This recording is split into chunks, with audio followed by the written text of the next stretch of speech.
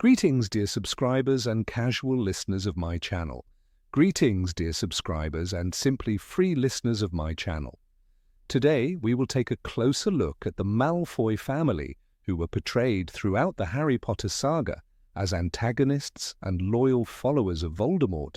However, despite this, there were moments when they showed their more human side. Let's remember those actions that allow us to view the Malfoy family in a kinder light. Enjoy the video. Number 1. Narcissa protected. Harry. Many mistakenly believe Narcissa Malfoy was a Death Eater, but in reality, she was not part of Voldemort's inner circle. She was certainly on his side, but her main loyalty was always to her family. Narcissa did not reveal Harry's location to Voldemort, despite being told that Draco was alive and at Hogwarts. She did not want the boy, who was the same age as her son, to die because of her. It was thanks to Narcissa that Harry remained alive.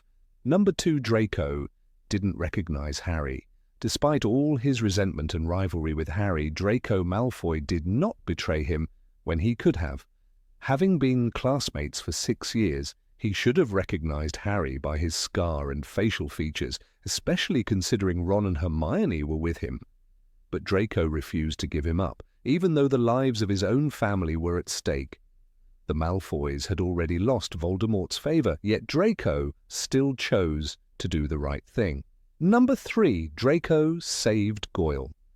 Although Draco's relationship with Crabbe and Goyle could be seen as a calculated friendship, his actions in a difficult situation show another side of his character. When Goyle lost consciousness standing on the scorched tables, Draco did not abandon him, despite the danger to his own life.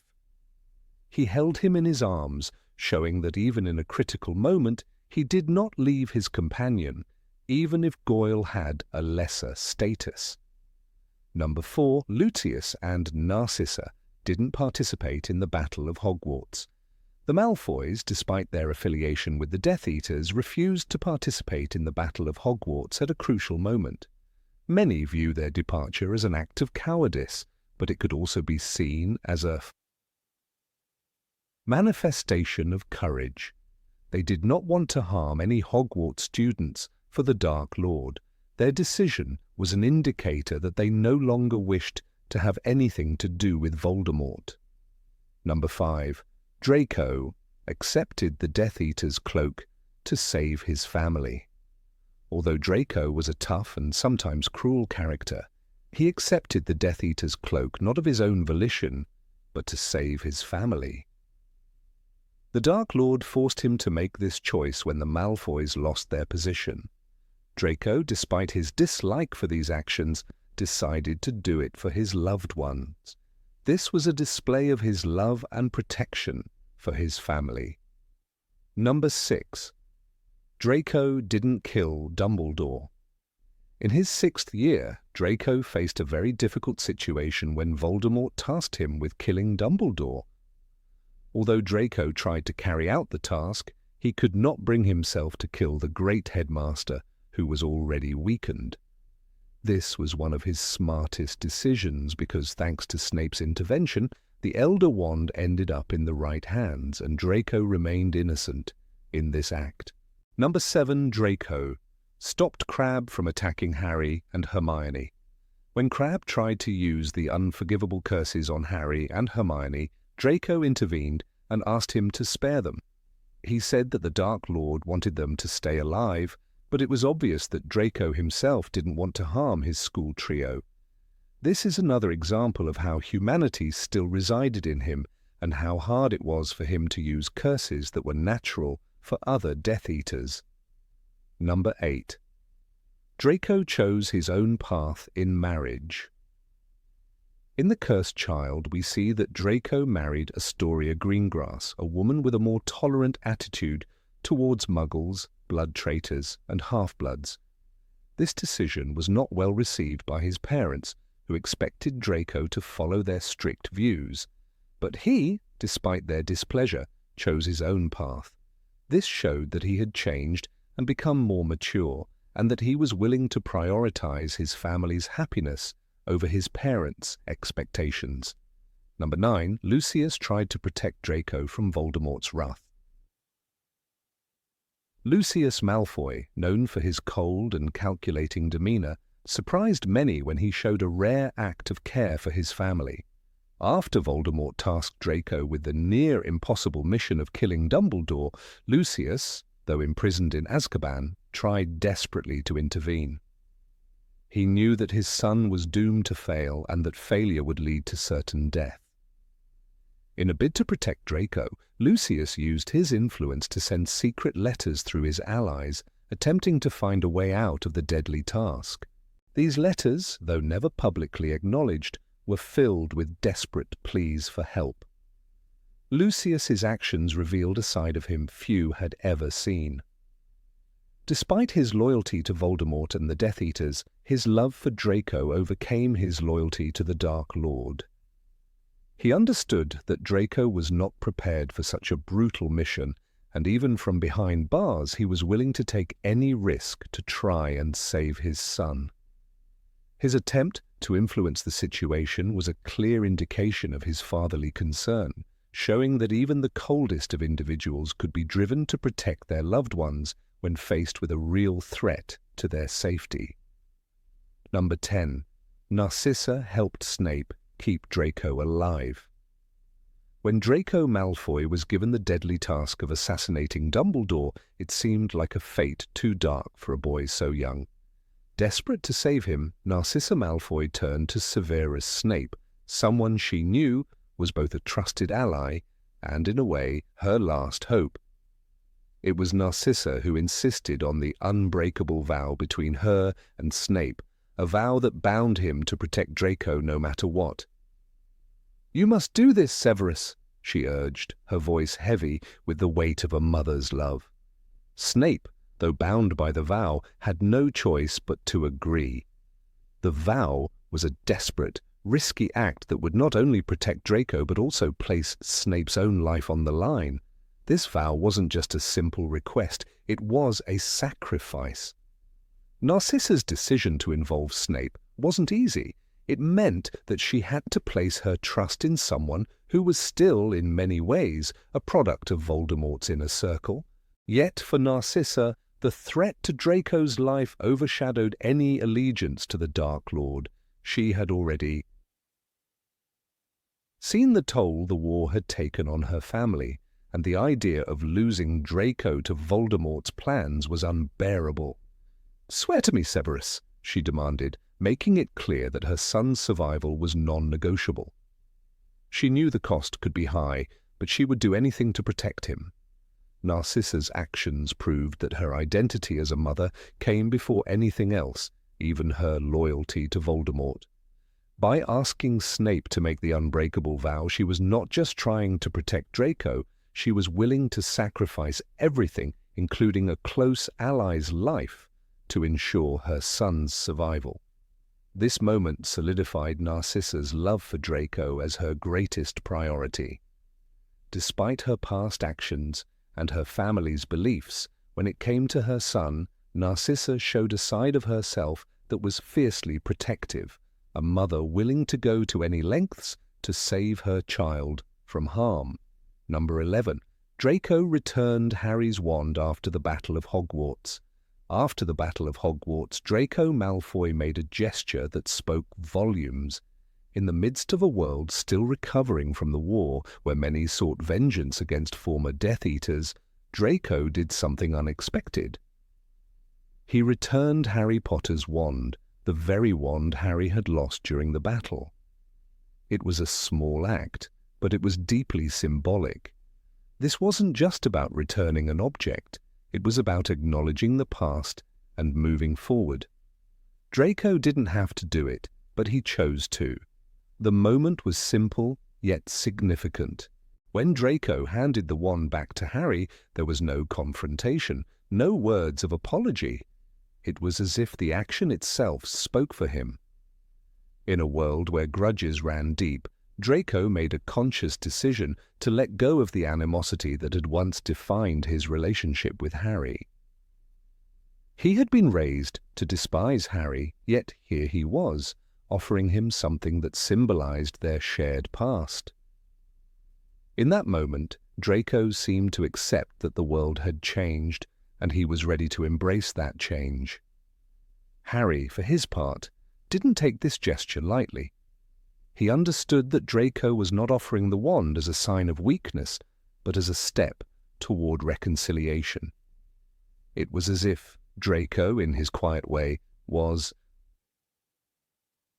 acknowledging that the old conflicts between them were no longer relevant. He had come to terms with the fact that Harry was right all along, and the world they lived in could be one of peace. Returning the wand was Draco's way of signaling that he was ready to leave behind the past and look to a future where they were no longer enemies.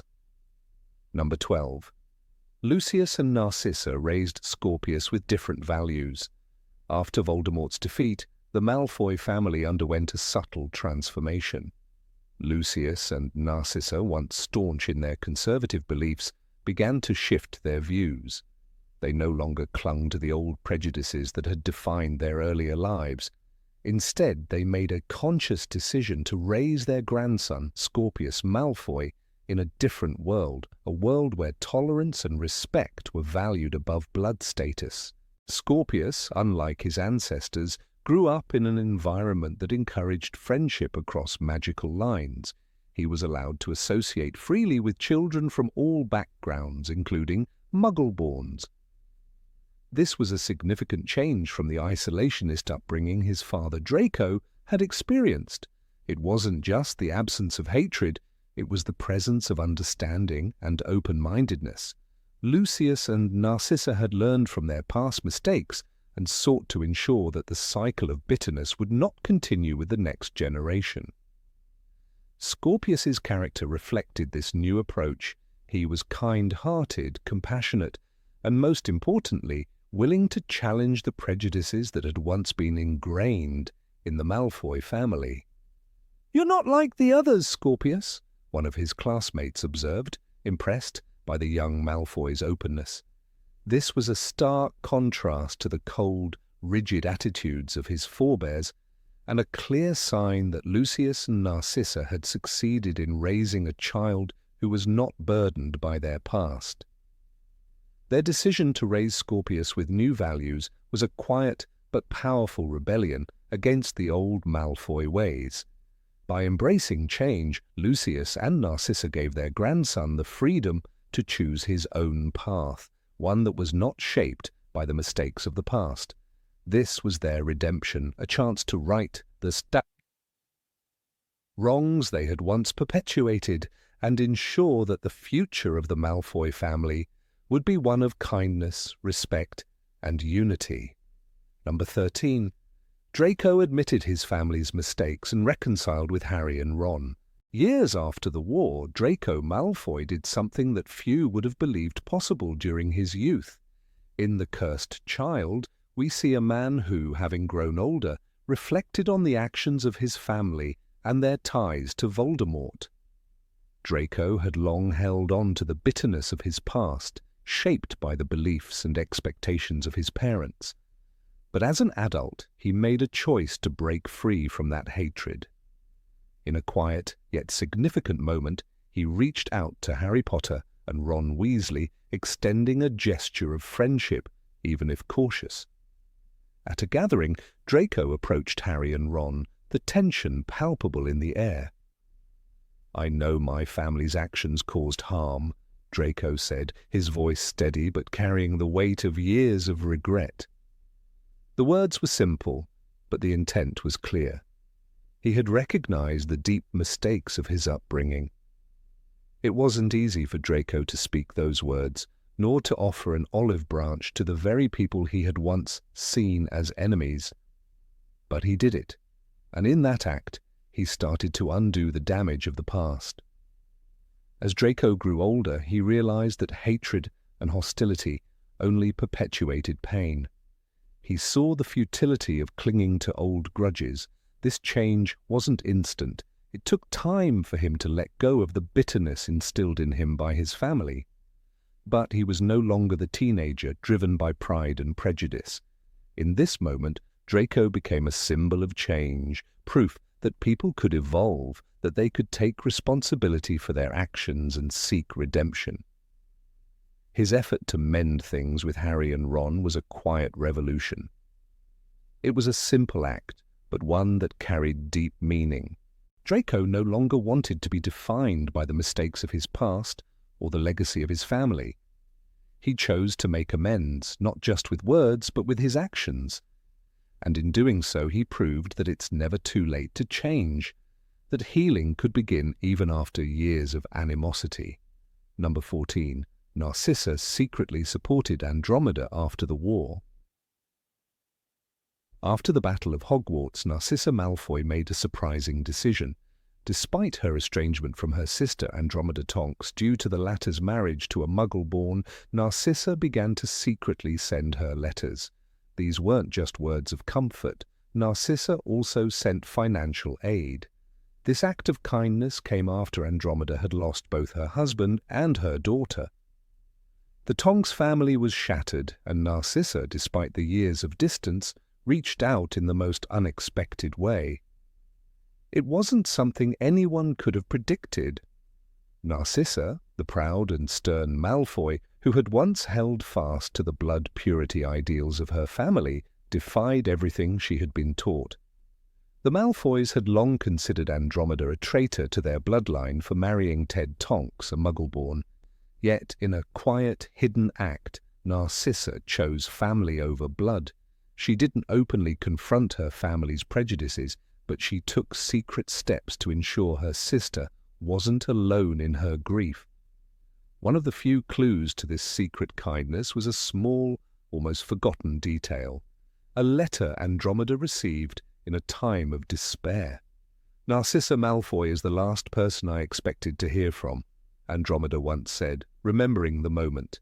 Though Narcissa never sought recognition or praise, the act spoke volumes about the depth of her love for her sister. It wasn't just about money or words. It was about understanding, compassion, and bridging the gap that years of estrangement had built. For Narcissa, this was more than just helping her sister through a tough time. It was a defiance of her own family's values. The Malfoys had always held strict beliefs, cutting ties with anyone they considered unworthy. But Narcissa proved that her love for Andromeda transcended those beliefs. In helping her sister, she reclaimed a part of herself she had long buried, her humanity, her capacity for love, and her courage to stand against her family's expectations. Number 15. Lucius tried to stop Bellatrix at Malfoy Manor. Lucius Malfoy stood in the shadows of his own manor, watching Bellatrix Lestrange torture Hermione Granger. The room shook with Hermione's screams, yet Lucius did not add his voice to the chaos. Instead, he hovered at the edge, tense and pale, his fingers trembling as he gripped his cane. J.K. Rowling notes his frantic urgency in Deathly Hallows. Lucius said desperately, "But we need to be sure, Bellatrix, we need to be certain." His words were not about cruelty. They were an attempt to slow Bellatrix down, to pull her back from the frenzy she had thrown herself into.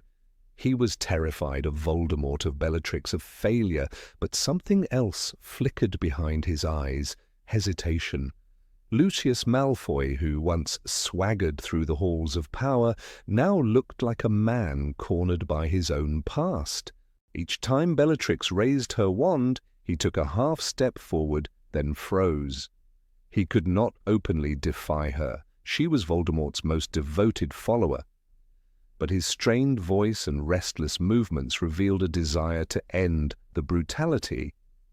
Even Dobby sensed the tension in the room when he later described the chaos inside the manor. The contrast between Bellatrix's wild violence and Lucius's growing panic made the moment unforgettable. Bellatrix screamed, "You dare question me?" And Lucius shrank back. His fear was real, but so was his discomfort. He wanted the torment to stop, or at least to slow, and it showed in every hurried glance he cast toward Draco and Narcissa. Draco stood frozen. Narcissa looked ready to collapse. Lucius, for once, did not mask his emotions behind arrogance. His face betrayed something close to guilt. This does not erase his past. Lucius Malfoy caused suffering and served Voldemort willingly for years, but at that moment in his own home, when Bellatrix's cruelty went too far even for him, a line appeared. He did not cross it. He did not add to Hermione's pain. He tried, quietly and desperately, to rein Bellatrix in.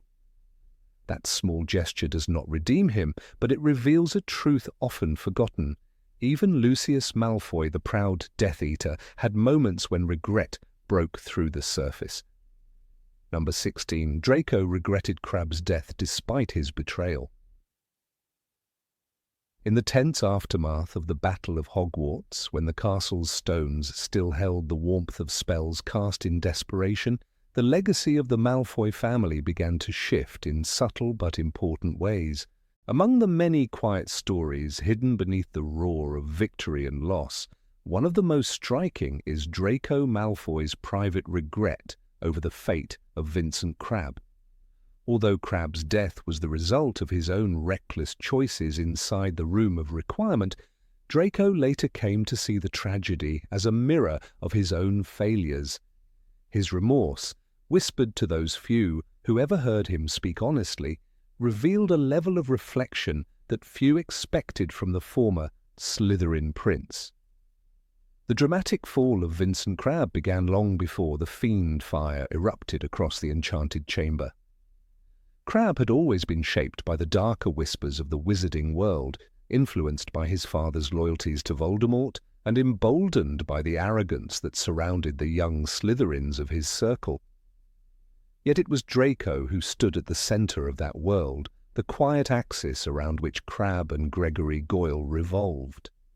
In their Hogwarts years, Crabbe rarely acted independently, and when he did, it was often a misguided attempt to impress Draco or protect him. This pattern made his final choice in the Room of Requirement all the more tragic.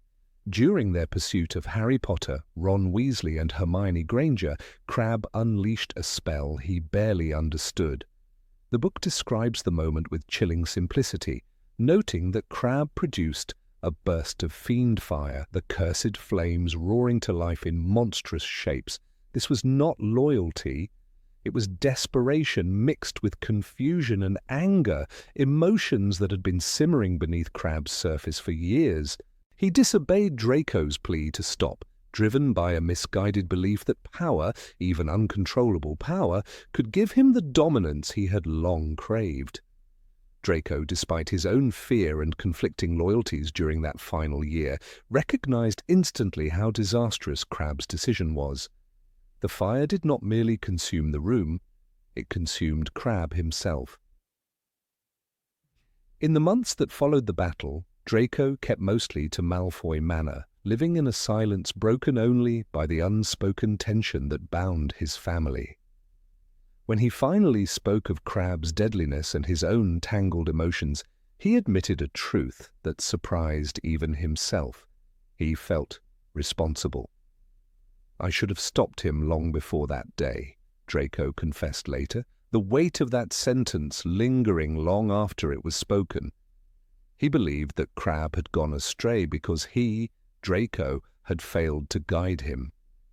And in a world where the lines between guilt and innocence had blurred beyond recognition, Draco's acceptance of responsibility was an act that hinted at a budding moral clarity. The tragic irony was that Crabbe's downfall mirrored the very corruption that had nearly consumed Draco as well. As a child raised under Lucius Malfoy's shadow, Draco learned early that power was a shield, influence was a tool, and fear was a weapon. He imitated the swagger of superiority expected of him, but he did not fully understand the consequences of shaping others through those ideals. Crabbe absorbed Draco's arrogance without understanding its artifice, taking pride in a persona that neither of them truly controlled.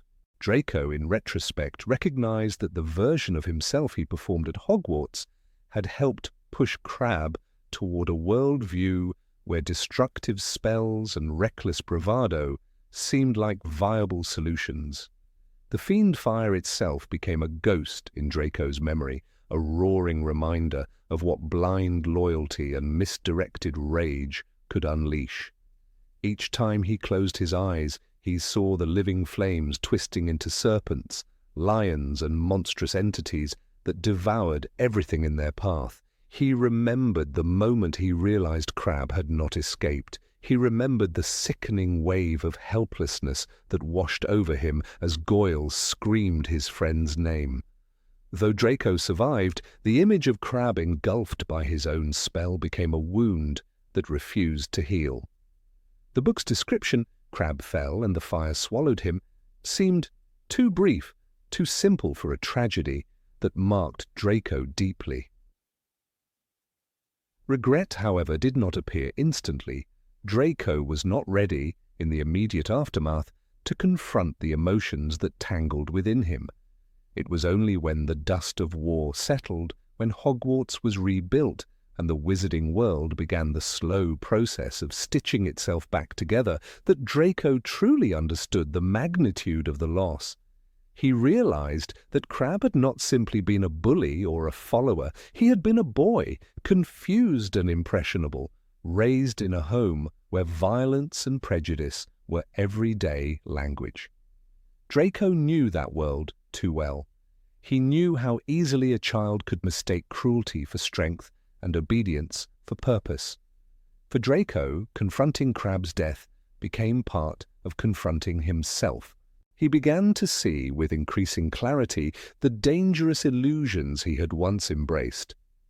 He recognized that Crabbe had looked to him for direction, not because Draco was wise, but because Draco had been the only compass Crabbe had.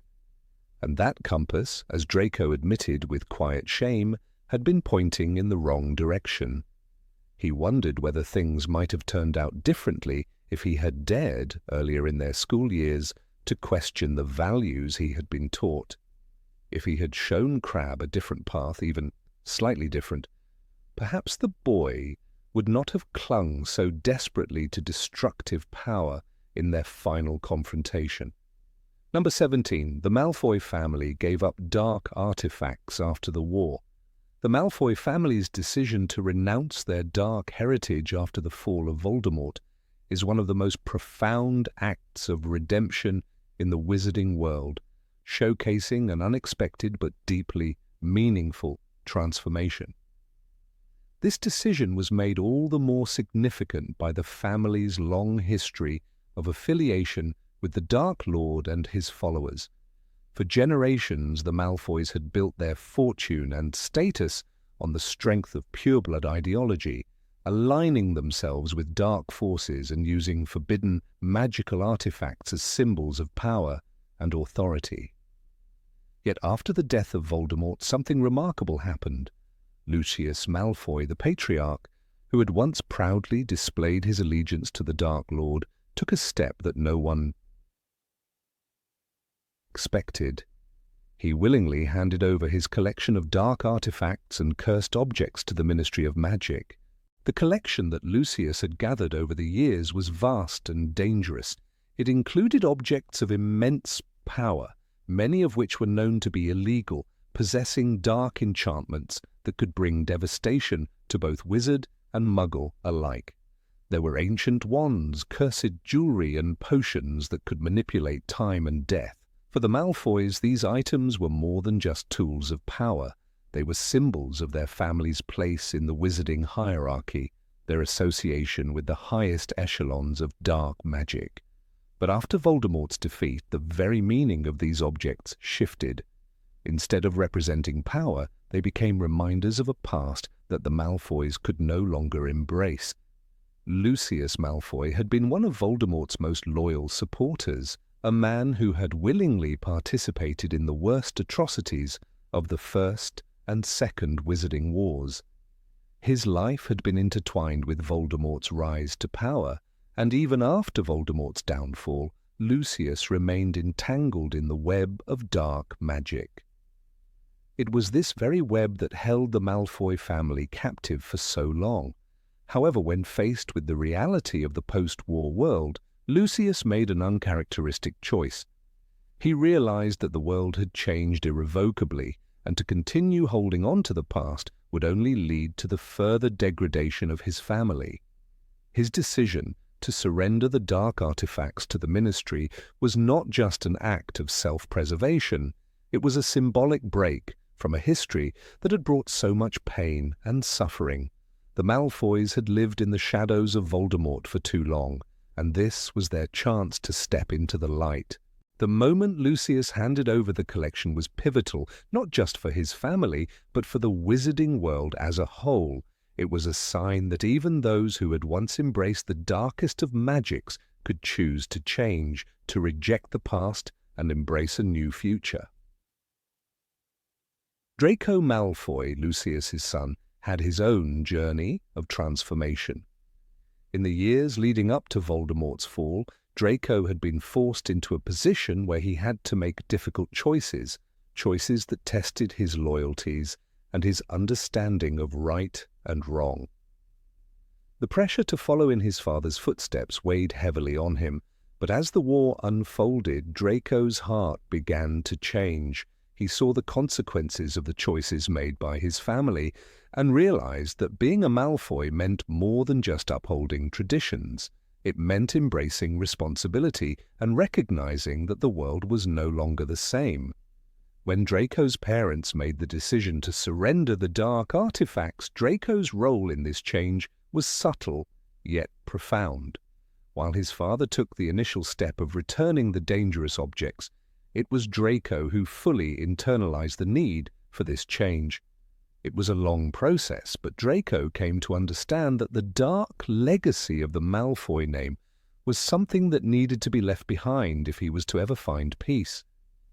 His transformation was not instantaneous, but rather the result of years of introspection shaped by the pressures of the war, the love of his mother, and his eventual friendship with Harry Potter. Narcissa Malfoy, Draco's mother, played a key role in the family's shift away from dark magic. While her husband had been a staunch follower of Voldemort, Narcissa had always shown a more subtle form of resistance. She had risked everything to protect Draco during the Battle of Hogwarts, defying Voldemort in a quiet act of maternal love. This act of bravery signified that even in the darkest times, Narcissa had never fully accepted the ideology that had bound her family. She too saw the necessity of change, and after the war she supported her husband's decision to surrender the collection of dark artifacts. The Malfoys' decision was not without consequences. The wizarding world did not easily forget their past associations with Voldemort. Many in the ministry were still wary of the Malfoys, and it would take years for the family to rebuild their reputation. But the family's willingness to confront their past and make amends was a powerful statement. It demonstrated that true courage was not just about fighting battles, but about the ability to admit mistakes, to atone for wrongs, and to take a stand against the forces of darkness. The significance of the Malfoys' renunciation of dark magic went beyond the family itself. It was a moment of reflection for the entire wizarding world. The war against Voldemort had shattered many lives, and the scars it left were deep. But in the face of such devastation, there was also hope. Hope that even the most entrenched families could change. That redemption was possible. The Malfoys' decision to return the dark artifacts was a sign that the war had not been in vain. The victory over Voldemort was not just a victory over a Dark Lord, it was a victory over the darkness that had once threatened to consume the very soul of the wizarding world. Number 18. Draco openly supported Scorpius and Albus Potter's friendship. Draco Malfoy's transformation did not happen overnight, yet few episodes in post-war wizarding history illustrate it more vividly than the way he openly supported the friendship between his son, Scorpius Malfoy, and Albus Severus Potter. In Harry Potter and the Cursed Child, the once arrogant Slytherin heir, raised on pure-blood superiority, made a choice that cut sharply against everything his family name had symbolized for centuries. His decision was neither convenient nor welcomed by the old pure-blood circles that still clung to the past. But Draco stood firm, showing a loyalty to his son that transcended reputation, lineage, and fear of public judgment. For years, the Malfoy name had carried the weight of secrets, rumors, and old alliances. Lucius Malfoy had carefully cultivated an image of pure-blood perfection, distancing his family from anyone who did not fit the rigid mold. Draco grew up under these expectations and once echoed them with the ease of a boy taught to sneer before he could understand why. That is why his later actions hold such significance. They were acts of deliberate rebellion against the very foundation of his upbringing. When Scorpius was sorted into Slytherin and befriended Albus Potter, many expected Draco to discourage the connection. Instead, he became the one voice insisting that old prejudices had no place in his son's life. When rumours spread that Scorpius was secretly the child of Lord Voldemort, a cruel invention born from whispers at the Ministry and the private gossip of pure-blood families, Draco's response was immediate and fiercely protective. He publicly stated that the claims were a disgusting distortion of tragedy, referencing the death of his wife Astoria Greengrass, whose illness had long been the subject of speculation. In the play, Draco reflects on how deeply those rumours cut. "My son is the constant reminder that Astoria suffered." These were not the words of a man guarding his pride. They were the words of a father defending the one person whose happiness mattered more to him than the entire legacy of the Malfoy line. Draco did not only refute the rumour, he also addressed the way the gossip affected Albus Potter. For many, the surprising part was not merely that Draco defended Scorpius, but that he acknowledged the emotional impact on the son of Harry Potter, the boy Draco had once viewed as his rival. By supporting Scorpius's friendship with Albus, Draco implicitly recognized Harry as an ally in a struggle neither family had expected, protecting their children from the mistakes of the past. This gesture, subtle but meaningful, marked one of the most symbolic reconciliations since the end of the Second Wizarding War. The Malfoy estate, once a monument of cold prestige, became a refuge for the boys when the world around them was less welcoming. Draco encouraged Scorpius to invite Albus, aware that the Potter household, despite being loving, could not shield Albus from the pressure of his family name. Draco observed how Albus struggled with the expectations placed on him as the son of the boy who lived. Instead of exploiting that vulnerability, Draco acted with empathy. His home, once the gathering place of dark influences, now stood as a haven for a friendship the wizarding world did not fully understand. In one of the play's most revealing moments, Draco admits, "I have tried to make my son comfortable in the world. It is not a job I have always been good at." It is a confession layered with regret, an acknowledgement of his own difficult childhood under Lucius and Narcissa. Draco recognized in Scorpius the same pressure he had once endured, but he chose to break the cycle. The friendship with Albus offered Scorpius joy, loyalty, and a sense of belonging, and Draco understood that no tradition or family expectation was worth taking that away. The pure-blood families who once admired the Malfoys reacted poorly. Some turned away, others whispered that Draco had become soft, a word they used with disdain. Yet Draco did not revert to old habits or retreat behind ancestral pride. He met every questioning look at Hogwarts events with a quiet, unwavering certainty. His posture was not arrogant like it had been in his youth, it was resolute. He behaved like a man who had seen the real consequences of hatred and no longer wished to be part of its legacy. One of the most striking examples occurred during the Hogwarts Christmas celebration. Several parents exchanged comments about how unusual it was that the Malfoy boy spent so much time with a Potter. Draco, overhearing them, simply placed a hand on Scorpius's shoulder and remarked to Professor McGonagall that their companionship was the most sensible alliance to come out of this school in years. It was not a grand speech, not a confrontation, but it was a public declaration that he would not allow anyone to demean his son or the boy he cared about. Scorpius himself, cheerful and academically gifted, found great solace in his father's support.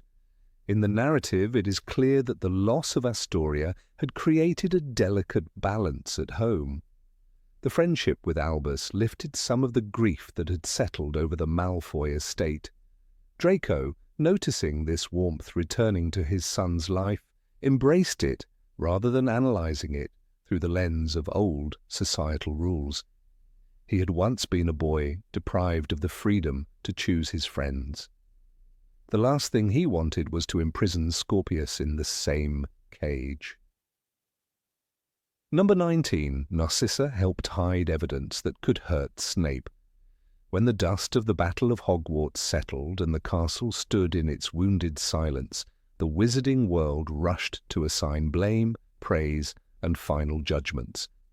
Among those caught in the crossfire of public opinion was Severus Snape, a man whose life had been a tapestry of shadows and secrets.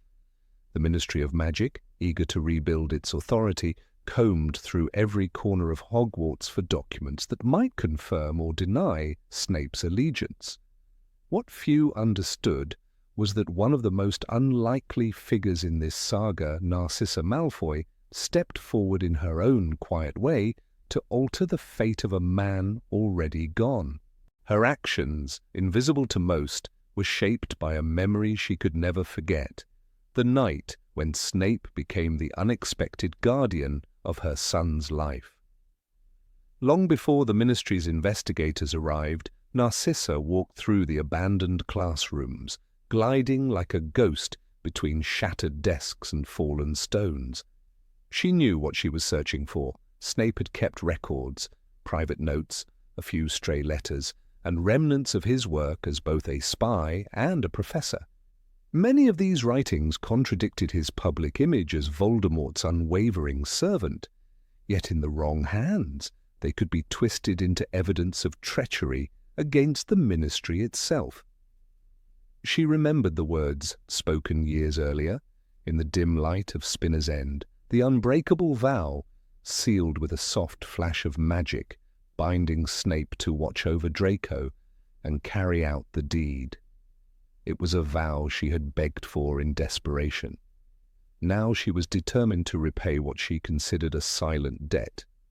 The first documents she found were hidden beneath the headmaster's desk in a compartment sealed with Snape's handwriting and a touch of his magic. Spidery notes detailed his collaboration with Albus Dumbledore, outlining requests the headmaster had made as his health deteriorated. Although the words did not give away the full truth, they were damning in the eyes of a ministry hungry for certainty. Narcissa read the inked lines slowly, her breath catching at a sentence written in Snape's sharp script. "He trusts me still, though." "The end is near." She closed her eyes, realizing these words would never be understood by those who had not witnessed the hidden suffering between Snape and Dumbledore. What drove her was not affection nor loyalty in any conventional sense. It was clarity. She remembered the night of the lightning-struck tower, the moment Snape spared Draco's soul by fulfilling the vow she had forced upon him. Draco had later confessed to her, pale and trembling, that Snape's final expression had been one of resolve rather than cruelty. That memory anchored her now.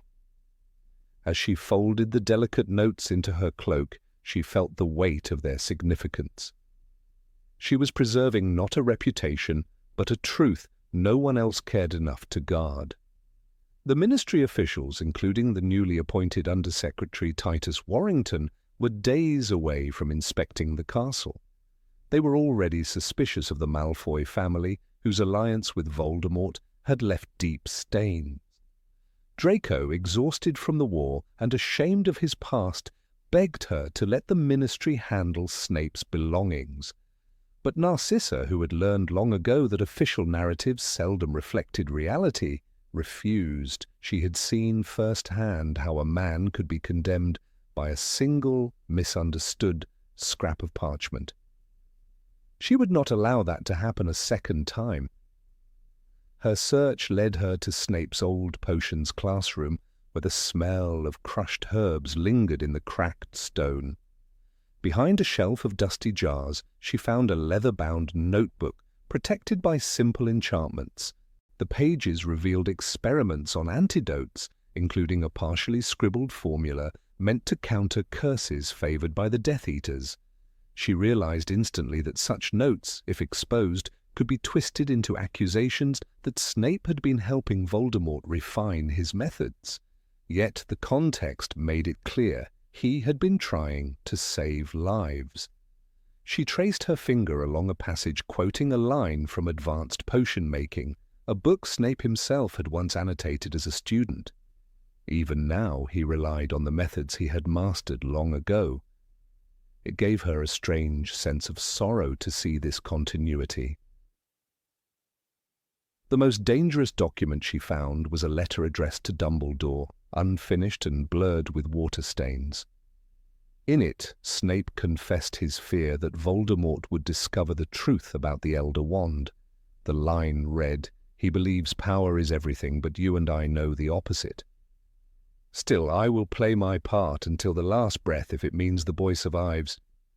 Narcissa froze at the final phrasing. The boy, Harry Potter. This line, more than any other, would have inflamed public suspicion. It would suggest to some that Snape had been manipulating events for personal reasons.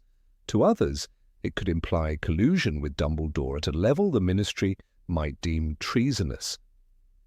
Narcissa carefully burned the letter with a whispered spell, watching the ink wither into smoke.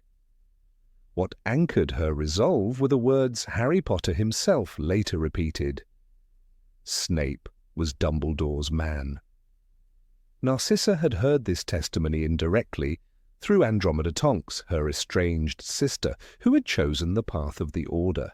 Andromeda had spoken of Harry's insistence that Snape had saved him more times than anyone knew. Narcissa, who had saved Harry in the Forbidden Forest by declaring he was alive, understood better than most how the truth could hide beneath layers of fear and political necessity. Just as her lie had helped end the war, her new mission sought to protect the man whose loyalty had been misunderstood from the beginning. Her actions were not done in haste. She hid some documents in the ancient stonework of Malfoy Manor, placing them in a sealed chamber originally designed for storing cursed artifacts. Others she destroyed entirely, but only after reading each word to ensure she understood what was lost. She kept, however, one small item untouched, a page from Dumbledore's handwriting, acknowledging Snape's role. It contained a fragment that struck her deeply. "You alone can do what must be done, Severus, because you have known love and loss." She tucked this page into her robes, not to be hidden, but to be given to someone who deserved to know the truth. When the Ministry finally arrived, they found little more than the official headmaster's records, none of which shed light on Snape's double role. Warrington's team questioned Narcissa repeatedly, suspicious of the Malfoy family's sudden cooperation. She answered every question with poised clarity, never revealing how thoroughly she had sifted through the castle before their arrival. Draco remained silent, though he often looked at his mother with a mixture of confusion and admiration. He had always known her as protective, but this was something else entirely. In later years, Hermione Granger, by then a prominent figure in the Department of Magical Law Enforcement, privately investigated Snape's legacy. She recovered the page Narcissa had preserved, passed to her through a quiet chain of trusted intermediaries. Hermione recognized the importance of Dumbledore's words and added them to an unofficial archive she was compiling about the war. She later commented that the document showed more clearly than anything else the depth of Snape's sacrifice. What she did not know, however, was that Narcissa had destroyed at least twice as much as she saved, all in an effort to protect the fragile truth. There were moments in those days when Narcissa wondered whether she had done the right thing. She understood the value of transparency, but she also knew how a story could be twisted when the public needed villains or heroes to serve their own sense of order. Snape had lived a life defined by ambiguity. Even in death, his legacy demanded careful stewardship.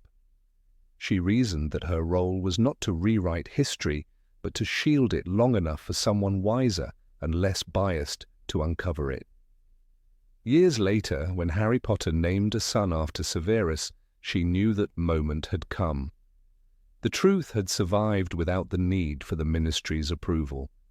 Her decision to act was not motivated by redemption, though some believed it was her attempt to repair her family's reputation. Rather, it was an act rooted in the rarest kind of gratitude, one born not of affection, but of understanding. Snape had saved Draco not just by keeping him alive, but by refusing to let him commit an act that would have destroyed him. Narcissa, in her own way, reciprocated by preserving the dignity of a man who had never asked for thanks.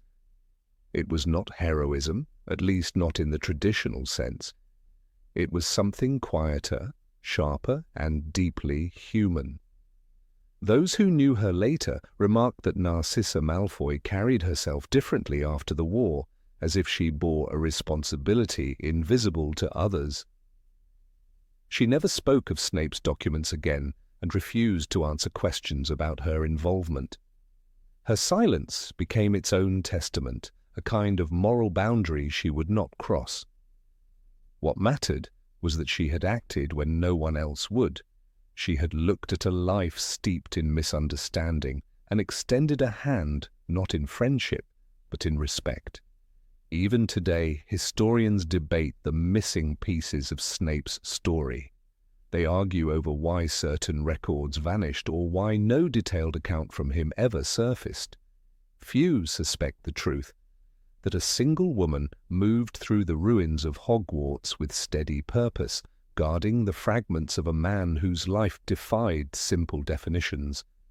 And fewer still understand the quiet power of her decision.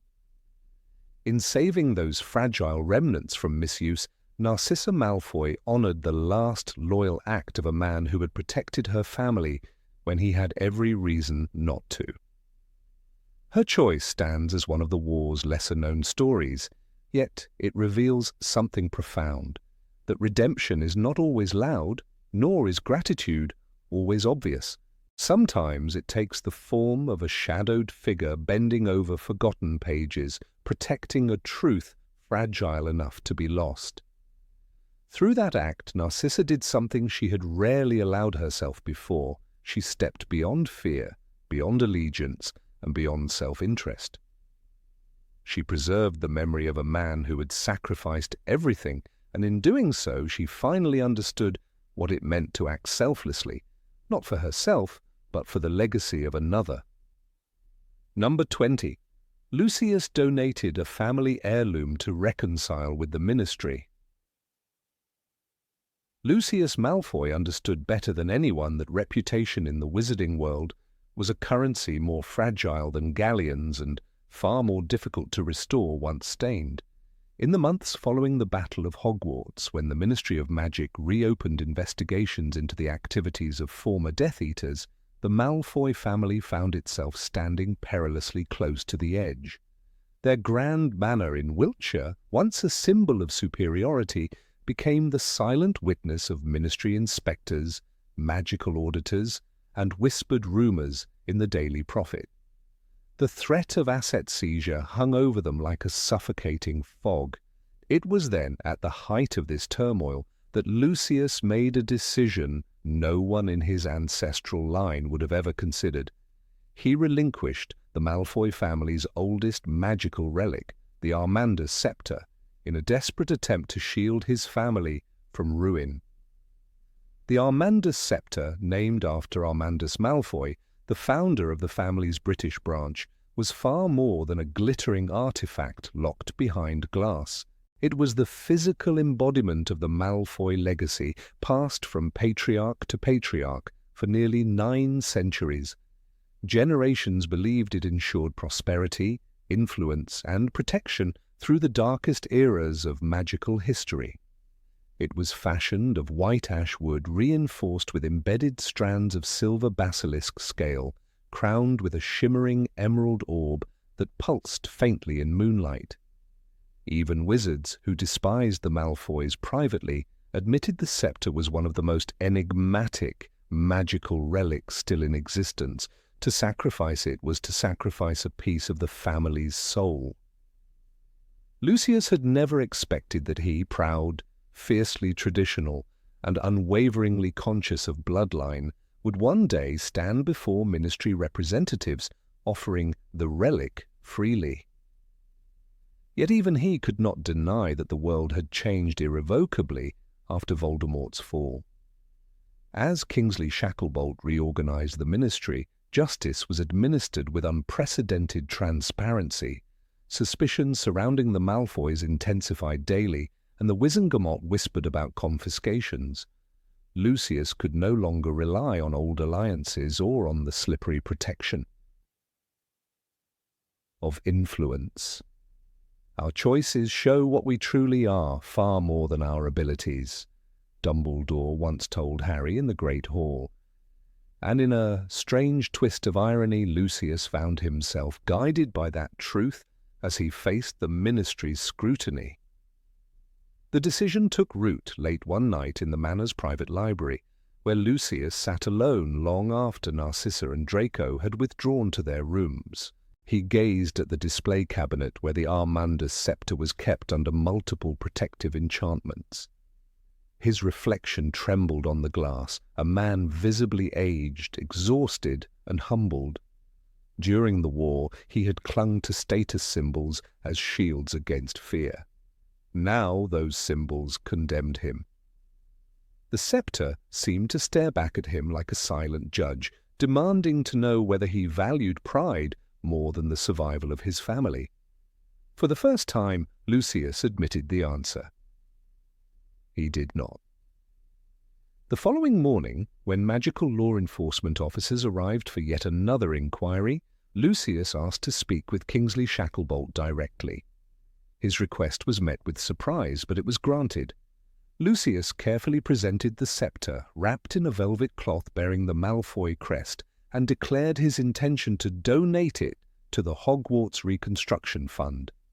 The officers exchanged looks of disbelief. The gesture was unprecedented. There were many valuable artifacts in the Malfoy collection, but everyone in the ministry knew the scepter was irreplaceable. Even more astonishing, it was offered voluntarily, without negotiation, without demand for absolution.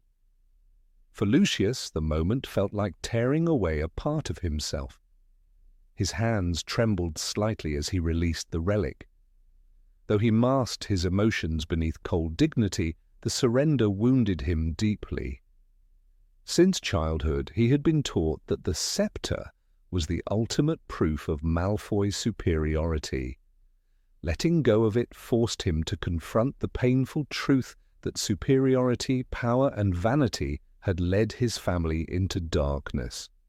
Letting go was the only path back into the light. "It is our choices, Harry," Dumbledore had said again, and the words echoed through Lucius's mind like a prophecy fulfilled. The ministry recorded the donation officially and transferred the artifact into secure vaults before it was unveiled as a symbol of post-war reconciliation. The Hogwarts Reconstruction Fund, which aimed to restore the castle's devastated corridors and shattered towers, welcomed the contribution with astonishment.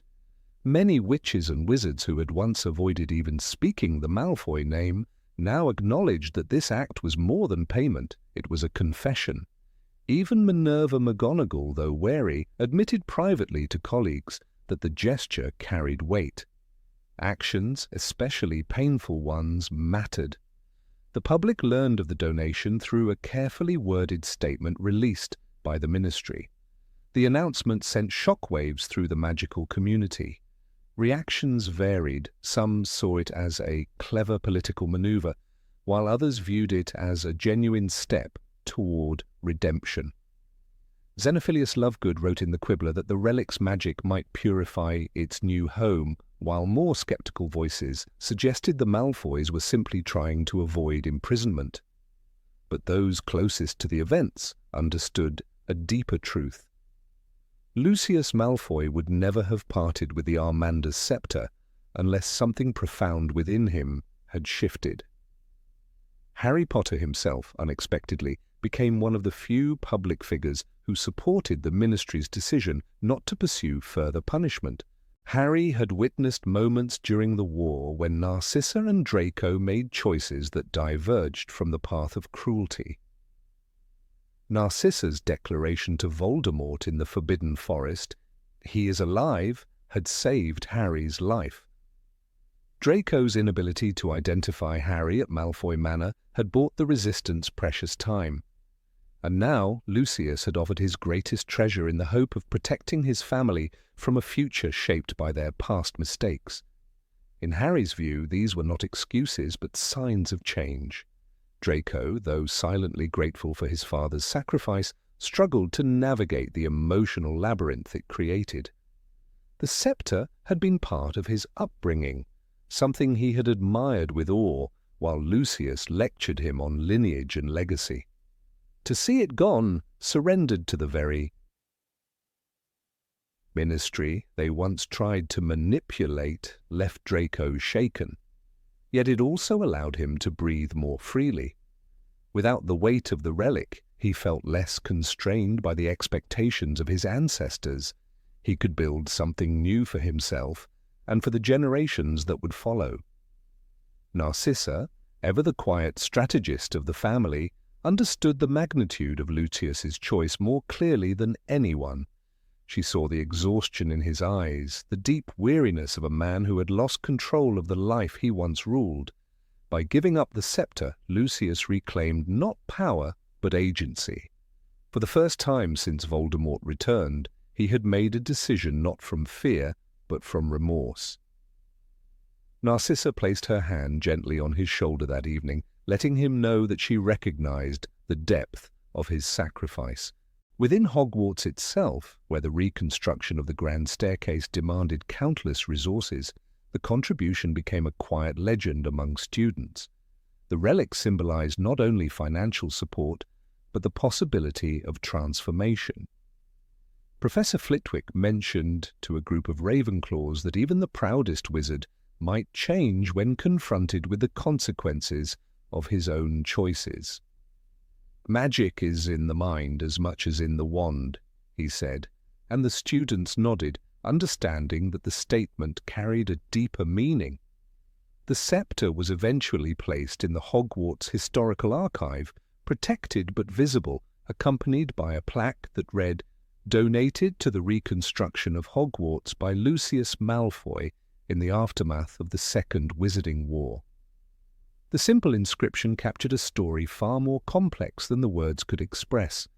Those who viewed the relic often found themselves contemplating the strange twists of fate that turned enemies into contributors and transformed symbols of arrogance into tokens of healing. Though the wizarding community slowly forgot the details of the donation, its essence lingered. It stood as evidence that even the most rigid and prideful hearts could shift under the weight of responsibility and fear of losing what mattered most. Lucius Malfoy had once chased power at any cost. Now he surrendered power to protect the fragile structure of his family's future. And in doing so, he made his first truly noble choice. Years later, when Hogwarts students marched past the archive during tours, young witches and wizards paused before the Armander's scepter.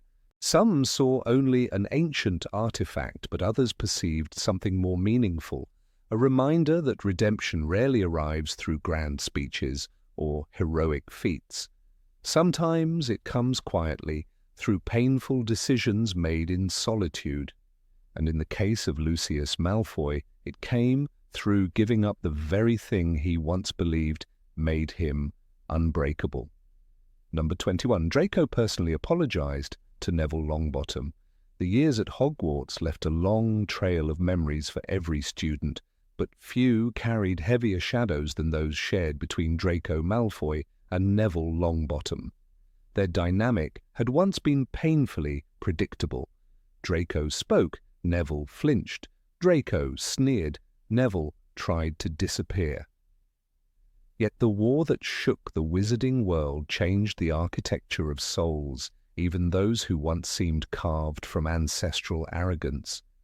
When Draco returned to Hogwarts after the Restoration, a witness from the staff later described how he moved through the corridors not with the old swagger, but with a quiet, almost uncertain restraint, as if every stone remembered who he had been and watched to see who he might become now.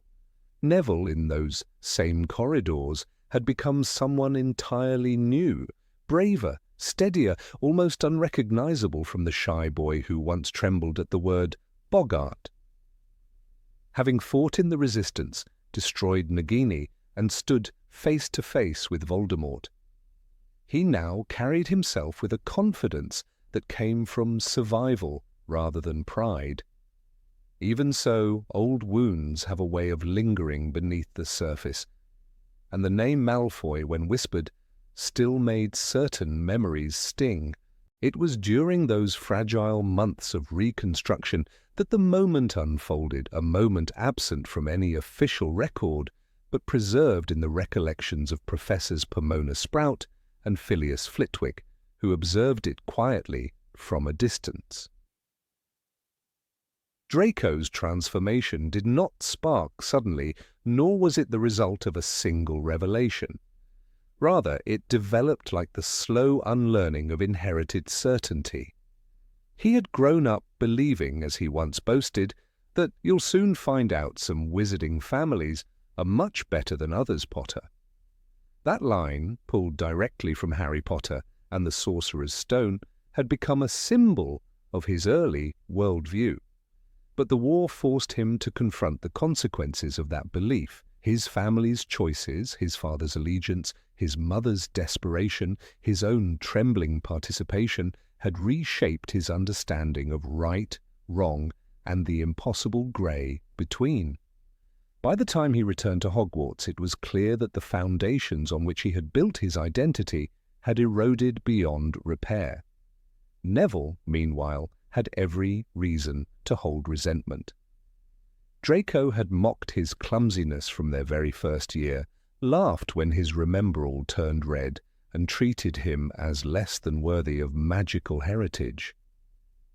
One staff member privately remarked how, during the early years, Neville seemed to shrink whenever Draco entered the classroom, as though Malfoy's presence took up more space than it physically should.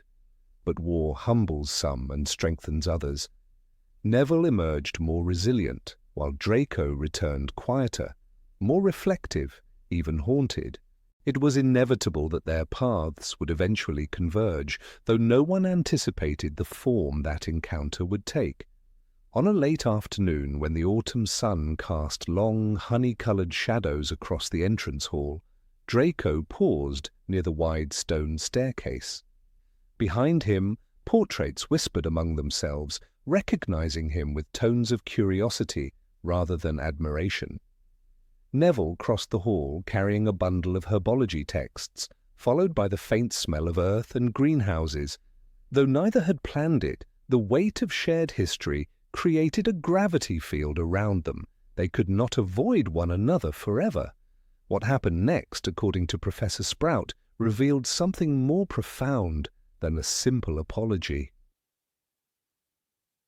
Draco approached Neville with a slowness that suggested he rehearsed the moment privately for weeks.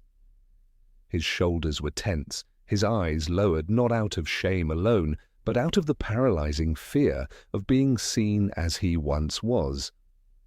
Neville, surprised, stopped in place, unsure whether he was facing the Draco of old or the man shaped by loss. In that silence, Flitwick later noted, the tension felt almost magical, as though the castle itself was holding its breath. Draco had once spoken cruelty with ease. Now he struggled to form words that did not wound. When Draco finally managed to address the burden he carried, the gesture itself became the message. He did not try to minimize the past or excuse the years of humiliations.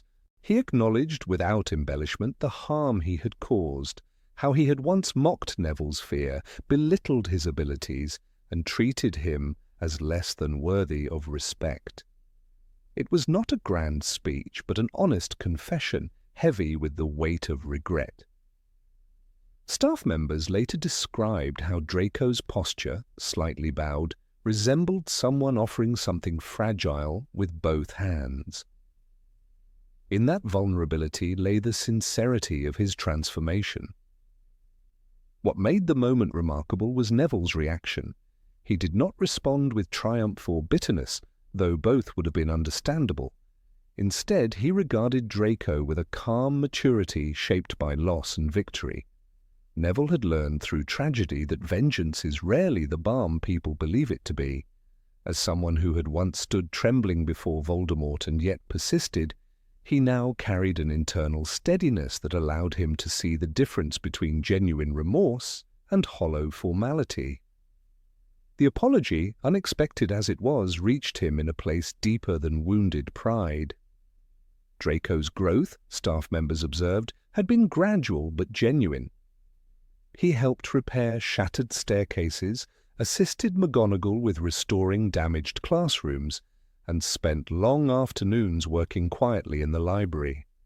The arrogance that once fueled him had been replaced by something closer to humility. It is our choices, Harry, that show what we truly are, far more than our abilities, Dumbledore had once said. A quote from Chamber of Secrets, one Draco now understood with painful clarity. His apology to Neville became part of that choice, a deliberate step toward rebuilding a self no longer bound to his family's prejudices. Neville's own evolution added gravity to the encounter. Having once been the shy boy who could barely cast a spell correctly, he had become someone others looked up to. His leadership in the Resistance, his unwavering courage when Hogwarts fell under Death Eater control, and his willingness to stand up to Voldemort made him one of the unsung heroes of the final battle.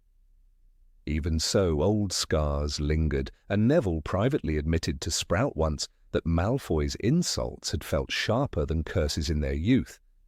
Hearing Draco acknowledge those wounds allowed a chapter long left open to finally close. There were whispers afterward, among portraits and ghosts alike, that the apology marked a turning point not only for Draco but for the school itself. Hogwarts had suffered greatly.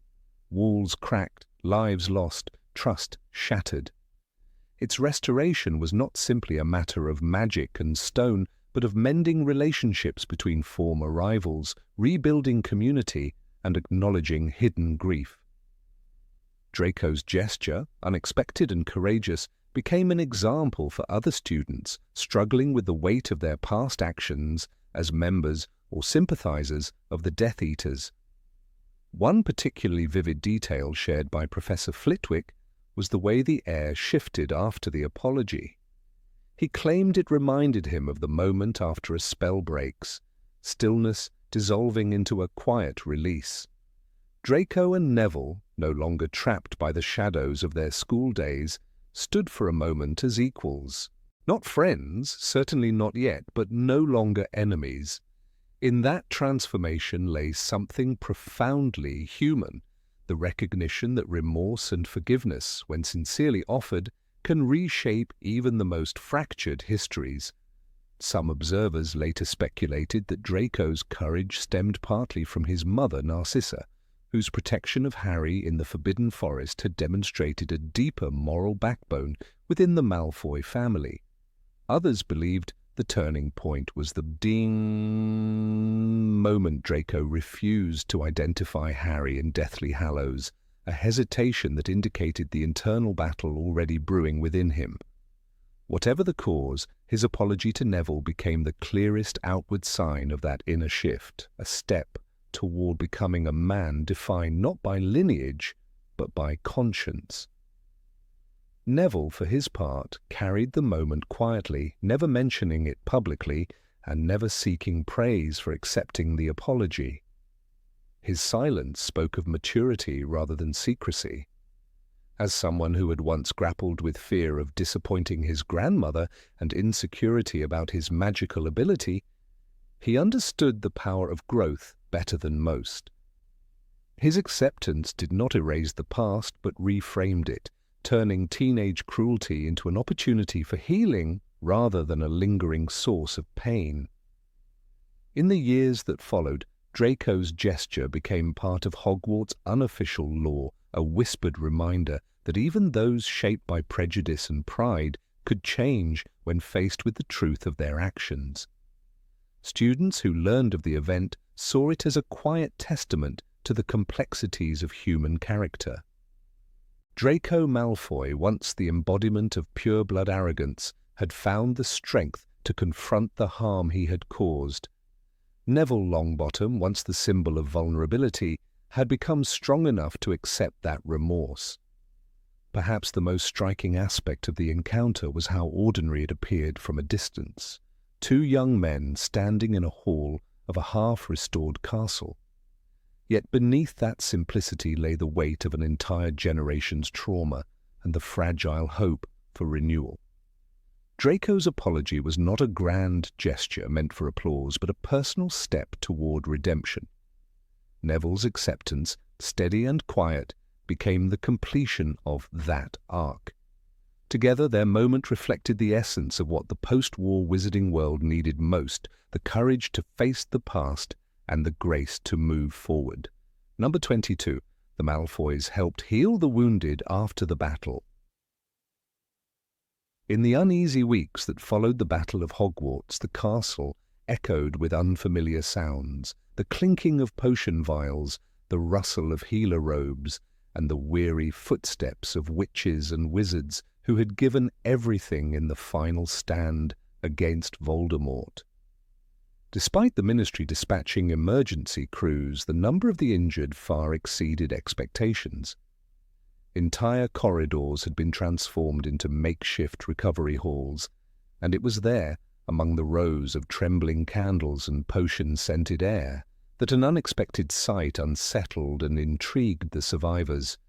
The presence of the Malfoy family, stripped of former arrogance, quietly carrying crates of medicines, salves, and rare ingredients.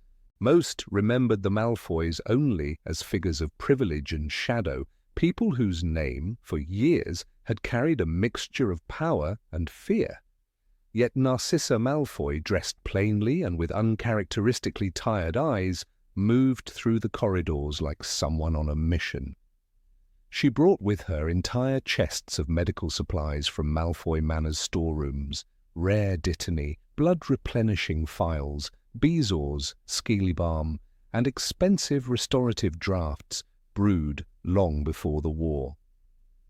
Those who watched her work could not forget how she paused beside the cot of Megan Rivers, a young Muggle-born who had survived a collapsed wall in the astronomy tower. Narcissa set her own family vials before the healers without hesitation, a gesture wholly at odds with the prejudices she had once been associated with. Lucius Malfoy's presence was even more surprising. Gaunt, exhausted, and visibly shaken by the collapse of everything he had built his life upon, he did not attempt to command attention as he once had. Instead, he carried heavy cauldrons of boiling water, sorted bundles of bandages, and offered the Malfoy Library's restricted collection of medical recipes to the overstretched team of healers. His movements were deliberate, almost penitent. Some whispered that he was merely attempting to appease the ministry, but those who watched him endure long hours of work saw sincerity in the way he refused rest. Ginny Weasley, still recovering from her own injuries, noted in private that he stood over a trembling boy from Hufflepuff, gently placing skeel balm on the child's bruised forearm with hands that shook, not from fear, but from remorse. Draco Malfoy, meanwhile, was the most conflicted of the three. The boy who had strutted through Hogwarts with cold confidence was now a pale, withdrawn young man haunted by memories. And yet it was Draco who provided the most remarkable assistance. During the battle, the hospital wing supplies had been nearly depleted, and one of the few remaining ingredients desperately needed for nerve regeneration potions was powdered moonstone. This was something Draco knew his family kept in abundance, hidden in the manor vaults and untouched even through the darkest months of the war. He sent an urgent owl to retrieve the supply, and by nightfall 2 full crates, enough to treat dozens of patients, were delivered to the healers who immediately used them on those suffering spell shock. In later accounts, Madame Pomfrey would remark that without those crates, several students, including Seamus Finnegan, might have been left permanently weakened. One unusual moment occurred when Draco crossed paths with Hermione Granger, who was assisting the healers with spell damage research. She paused when she saw him carrying a bowl of steaming scar removal paste, the very same paste she had once read about in a book from the restricted section, a paste that required dangerous brewing methods. Hermione did not thank him aloud, and Draco did not expect her to, yet something changed in the air between them as he quietly placed the bowl onto the healer's table and left without waiting for acknowledgement. Later, Hermione would recall a line from the book Harry Potter and the Deathly Hallows that resonated with her reflection on Draco's transformation. It was in this moment that Harry understood Draco was no longer certain of anything. Watching Draco's work in the recovery halls, she felt that truth more strongly than ever. It was Narcissa, however, who made the most profound impression on the healers. Word spread quickly about how she personally treated Colin Barkworth, a Muggle-born fourth year who had suffered from severe spell burns. No one expected the elegant pure-blood matron to kneel beside a frightened teenager and cool his burns with her own wand, then use an expensive jar of silver-leaf paste crafted by renowned apothecaries in Bruges to ease his pain. To everyone's astonishment, she left the remaining jars with the healers, saying nothing.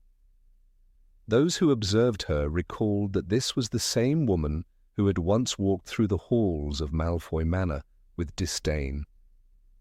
Yet here she was, humbling herself before the very children her family ideology once dismissed. Some healers later recounted how Narcissa stayed long into the nights, organizing supplies meticulously, checking on recovering students, and even brewing batches of simple potions herself. There had been a moment when she stood before the broken windows of the Great Hall and gazed across the battlefield littered with debris. The flickering light of floating candles illuminated her face as she whispered one of the most striking quotes from the original books, recalling her pivotal role in the war's final moments. The only thing that mattered in the moment was my son. Those words, remembered from Voldemort's collapse, suddenly seemed to carry a broader meaning: her family, her survival, and now her redemption. The reaction in the wizarding community was tumultuous. The Daily Prophet published sensational headlines questioning the Malfoy family's intentions, while older pure-blood families expressed disbelief. Yet for those lying wounded in the castle, struggling in the aftermath of destruction, the matter was far simpler. They had seen genuine effort. Dean Thomas remembered how Lucius had placed a warm blanket over an unconscious Ravenclaw girl, Hannah Abbott witnessed Draco cleaning shattered glass from the floor so that injured healers wouldn't slip. These gestures may have seemed small, but in a castle overwhelmed with grief and exhaustion, they carried enormous weight. A particularly moving example involved Lavender Brown, who had barely survived Fenrir Greyback's attack. Her injuries were severe, and the healers spent days stabilizing her. One afternoon, Narcissa Malfoy quietly brought a sealed wooden box containing a handcrafted restorative tonic known to slow infection from dark magic wounds. This tonic was rare, produced only in select private workshops on the continent. Narcissa could have sold it at an exorbitant price, yet she gave it freely. The tonic was administered under Madame Pomfrey's supervision, and within 12 hours Lavender's condition had dramatically improved. Whispers spread through the castle that the Malfoys had saved her life. The most astonishing moment came when Draco helped brew an advanced version of Wiggenweld potion in the abandoned potions classroom. Slughorn, exhausted from days of work, provided the recipe, while Draco executed the brewing with precision that surprised even the professor. Draco's skill, often overshadowed by his school reputation, revealed itself fully in that cramped room. The cauldron glowed with the soft green shimmer of a perfectly stabilized potion. Slughorn later remarked that Draco's work rivaled some of the best brewers he had taught. This batch alone went on to treat more than 20 injured fighters. Despite all of this, the Malfoys never asked for thanks. There was no attempt to gather admiration, no speeches, no public gestures. They worked quietly, almost anonymously, often stepping back when ministry officials arrived, as though afraid their presence might complicate the fragile peace that had settled over the castle. Those who watched them sensed the deeper struggle behind their actions, the weight of their choices during the war, the haunting memory of the mark on Lucius's arm, and the knowledge that redemption would not come swiftly. The Malfoys' service continued for nearly a month. They donated both magical and financial resources, including rare books from their private library, among them a medieval healing manuscript bound in dragon hide. From this manuscript, healers learned an obscure countercurse technique that aided the recovery of several fighters suffering from cursed cuts. It was a contribution no one had anticipated from a family once entrenched in the darkest social circles of Wizarding Britain. Gradually, attitudes began to soften.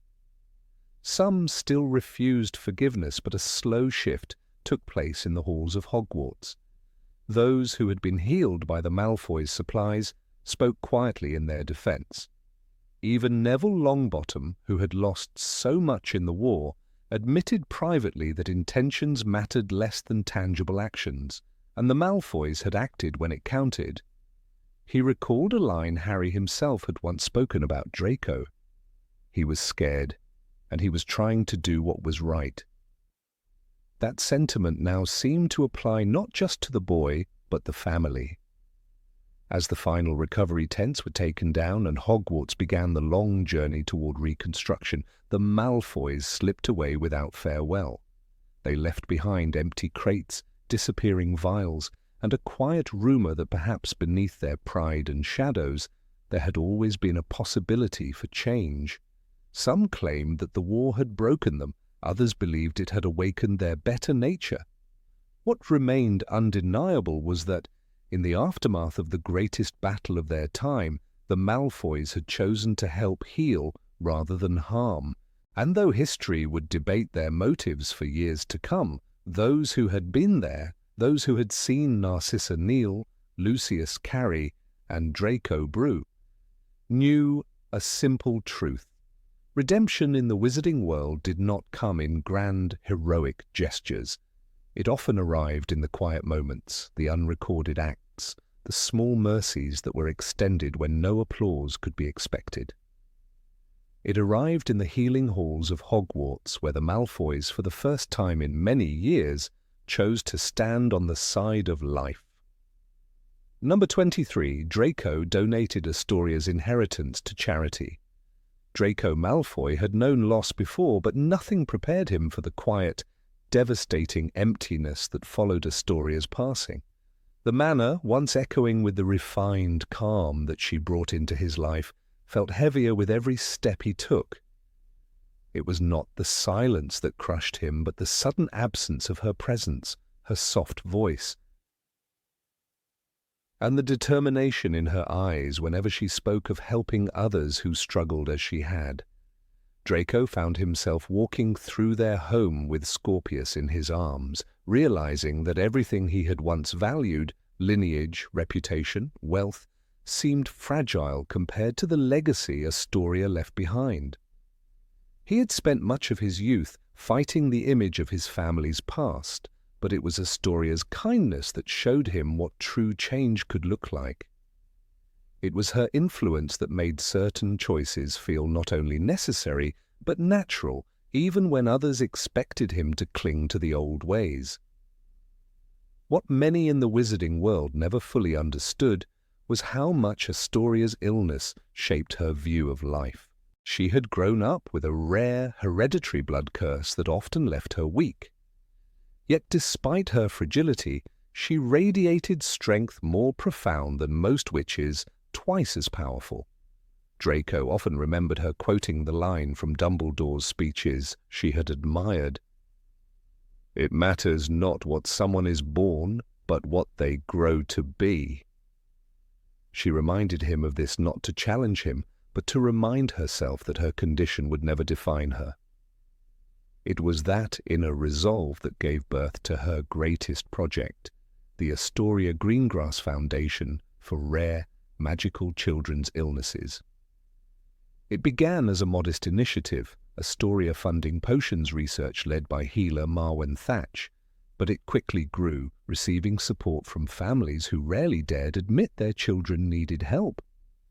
After her death, the wizarding newspapers speculated endlessly about Draco's plans for the Malfoy estate.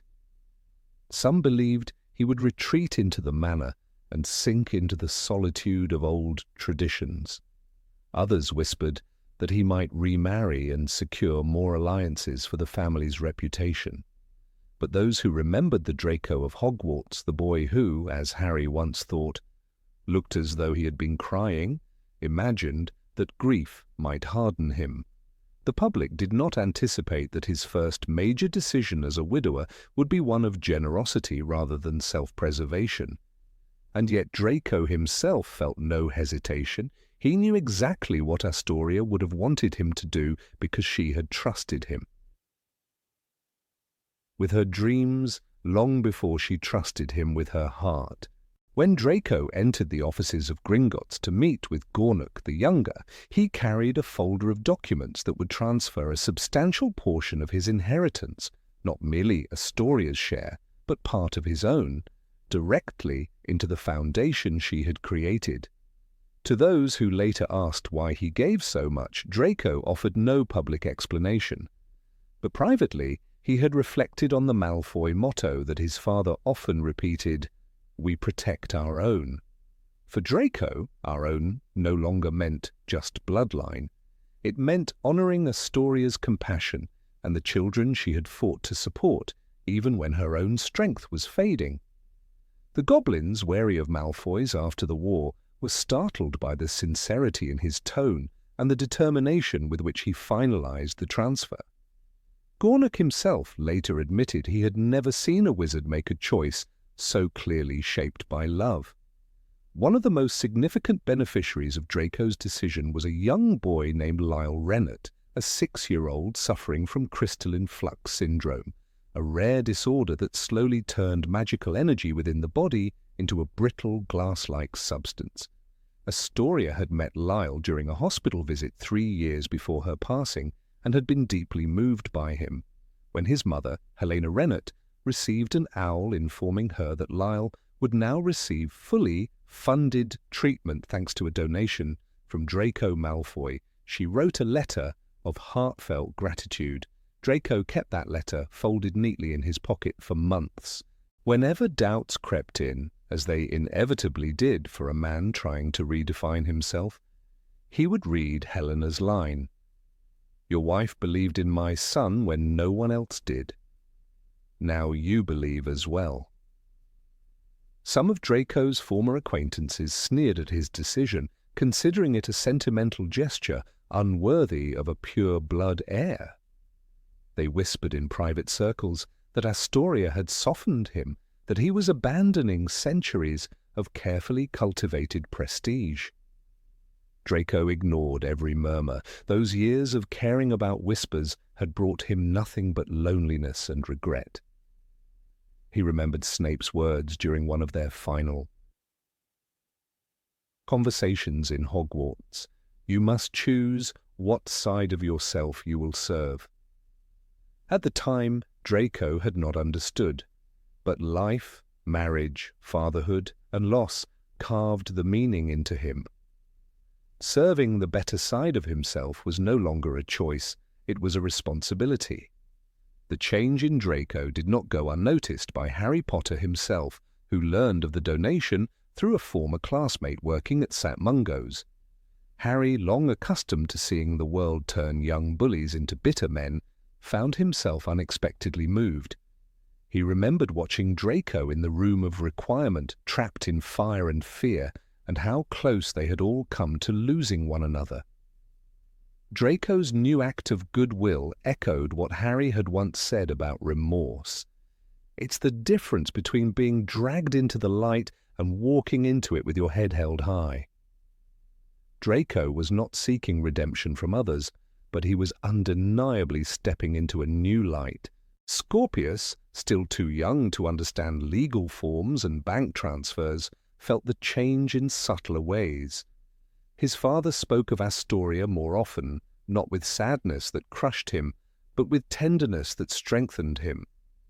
Draco told his son about her courage, her gentle humor, her fierce belief that kindness could heal wounds deeper than magic. He told him how she had once insisted on planting aconite and nettle in the manor garden, because every plant deserves a chance to grow, even the dangerous ones. Scorpius listened, wide-eyed, as Draco used these bedtime stories not only to keep Astoria's memory alive, but to build the kind of future she would have wanted for him.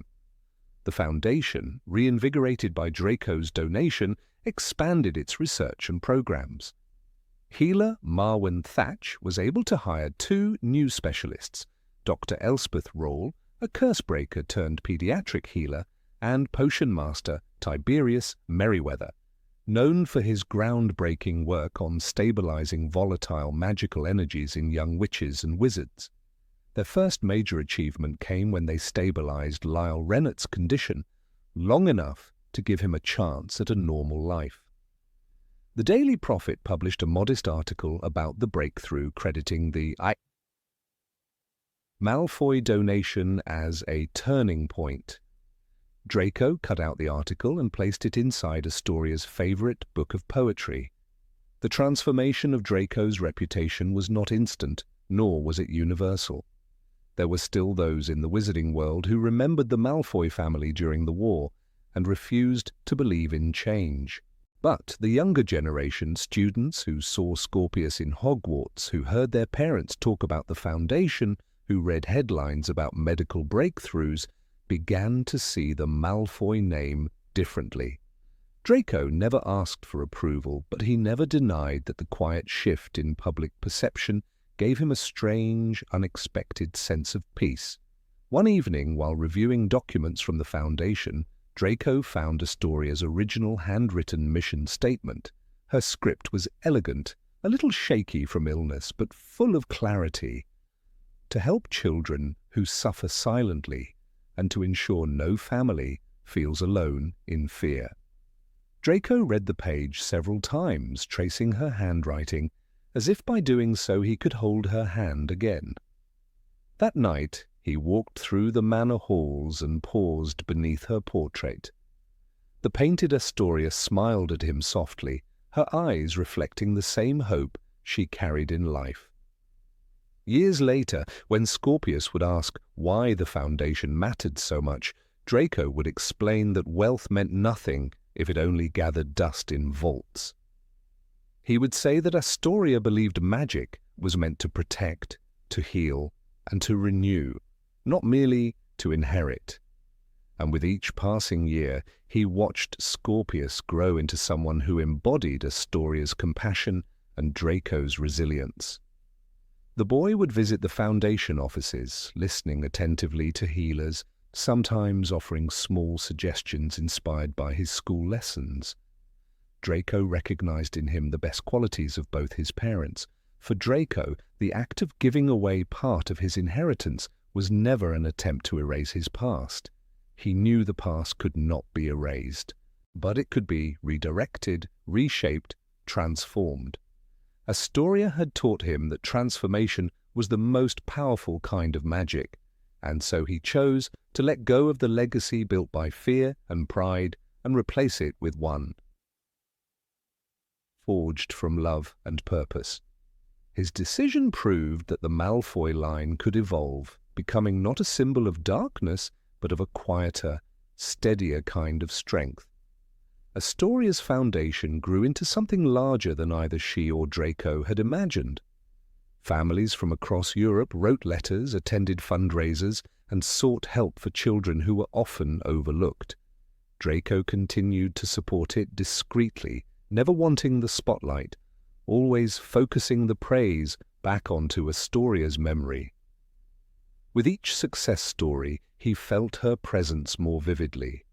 Her unwavering belief that even the smallest act of kindness could ripple outward into something extraordinary. The wizarding world eventually realized what Draco had always known, that his decision was not an obligation, but an expression of love. He had chosen to honor Astoria not with monuments or proclamations, but with tangible acts that changed lives. In doing so, he revealed a heart shaped not by the expectations of his family's name, but by the woman who had taught him how to be better. And so the legacy of Astoria Greengrass lived on, carried forward not only by the foundation, but by the quiet, noble transformation of Draco Malfoy. Number 24. Narcissa refused to report on former classmates. Narcissa Malfoy had always been portrayed as a figure carved from cold marble, elegant, distant, framed by the shadow of her family name. Yet when the dark mark faded from the sky after Voldemort's fall, she found herself standing in a world stripped of certainties. The Ministry, shaken and frantic, launched sweeping investigations. Every person with even a whisper of allegiance to the Dark Lord was summoned. Narcissa, as a Malfoy, as the sister of Bellatrix Lestrange, as the wife of a known Death Eater, was among the first. Her path was illuminated by suspicion rather than chandeliers of ancient manor halls. The officials believed she would break quickly under pressure, but they underestimated the quiet strength she had spent years hiding behind courtesy and aristocratic reserve. When she entered the interrogation chamber, she remembered the moment in the Forbidden Forest, where she had looked into Harry Potter's face and declared him dead. She had not done it out of loyalty to Voldemort. She had done it out of loyalty to Draco. That fleeting second when she whispered, "Is Draco alive?" became the turning point that marked her true allegiance. In Harry Potter and the Deathly Hallows, the narration captures her subtle rebellion. Narcissa's whisper was barely audible. Her hand trembled on Harry's chest. This tremor was not fear. This tremor was her heart, cracking open in defiance. The Ministry officials, however, cared only for what she could reveal. Throughout the hearings, she was asked repeatedly to name classmates, acquaintances, even distant relatives who might have shown sympathy to Voldemort. The Ministry expected her to salvage her family's reputation by sacrificing the reputations of others. They reminded her of the destruction Bellatrix had caused, the crimes of Lucius, the pure blood ideology the Malfoys were associated with. They insisted that cooperation was her only path to redemption.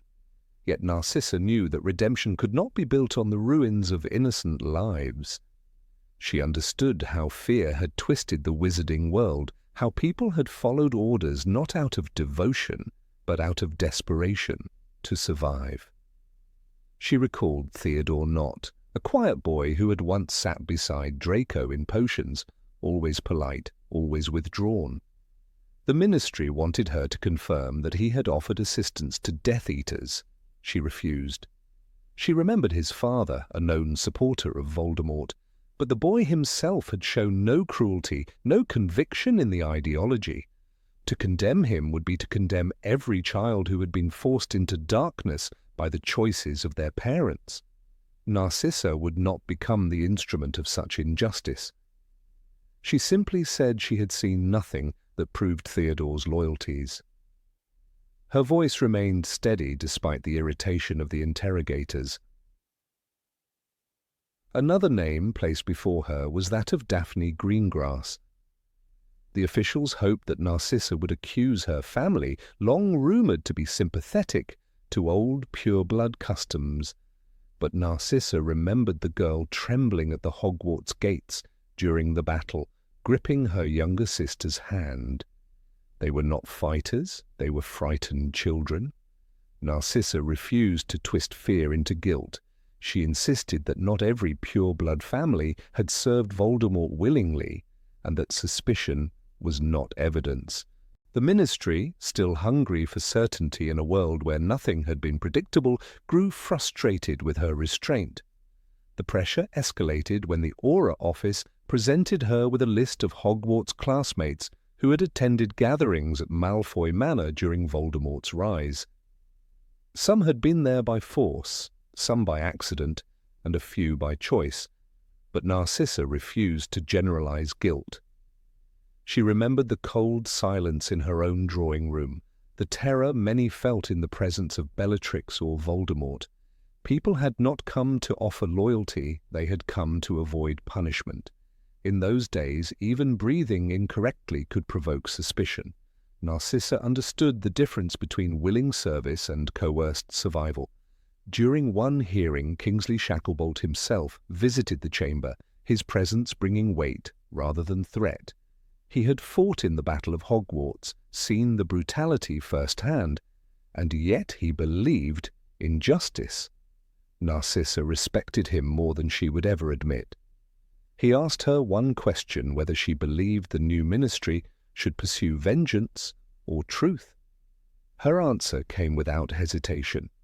She said that she had seen what happened when fear governed law, when people were judged by association rather than actions.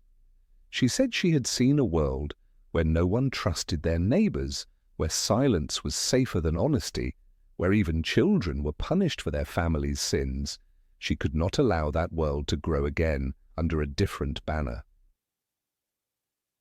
The memory of her sister Bellatrix haunted her during those days.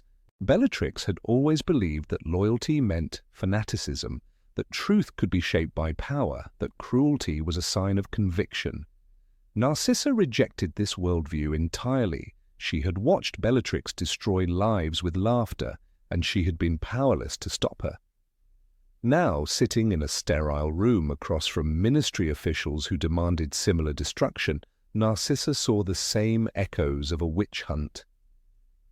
She would not repeat Bellatrix's legacy by delivering new victims into the hands of authority. In her refusal, she was reclaiming not only her moral compass, but the dignity her family had lost during the war. Her decision took courage, though she refused to call it that. She insisted quietly that she was doing nothing noble, that she was merely telling the truth. But in the eyes of others, especially those who had once feared the Malfoy name, her act was extraordinary. Neville Longbottom, now a respected figure in the post-war era, had once witnessed how the Malfoy family served Voldemort. But when he heard that Narcissa refused to accuse innocent former classmates, he acknowledged privately that her judgment was surprisingly humane. He remembered how cruelty had shaped his own childhood and how easy it was for institutions to fall into the trap of punishing the wrong people. Narcissa's choice, though unseen by the public, echoed through the corridors of the new ministry. The officials attempted to break her resolve by threatening to reopen Lucius's case. They warned her that Draco's future at Hogwarts, his attempts to rebuild a life, could be jeopardized by her silence. But Narcissa had once stood in the forest, ready to defy the Dark Lord himself for her son. No bureaucrat could intimidate a woman who had already risked everything for her family. Her silence was not an act of defiance, it was an act of protection, both for Draco and for the people undeserving of persecution. She remembered how Harry Potter himself had looked at her after the battle, how he had chosen not to condemn the Malfoy family despite everything they had done. Harry had understood that people were more complicated than their choices under fear. In the final book, he reflected on Narcissa's action with silent gratitude.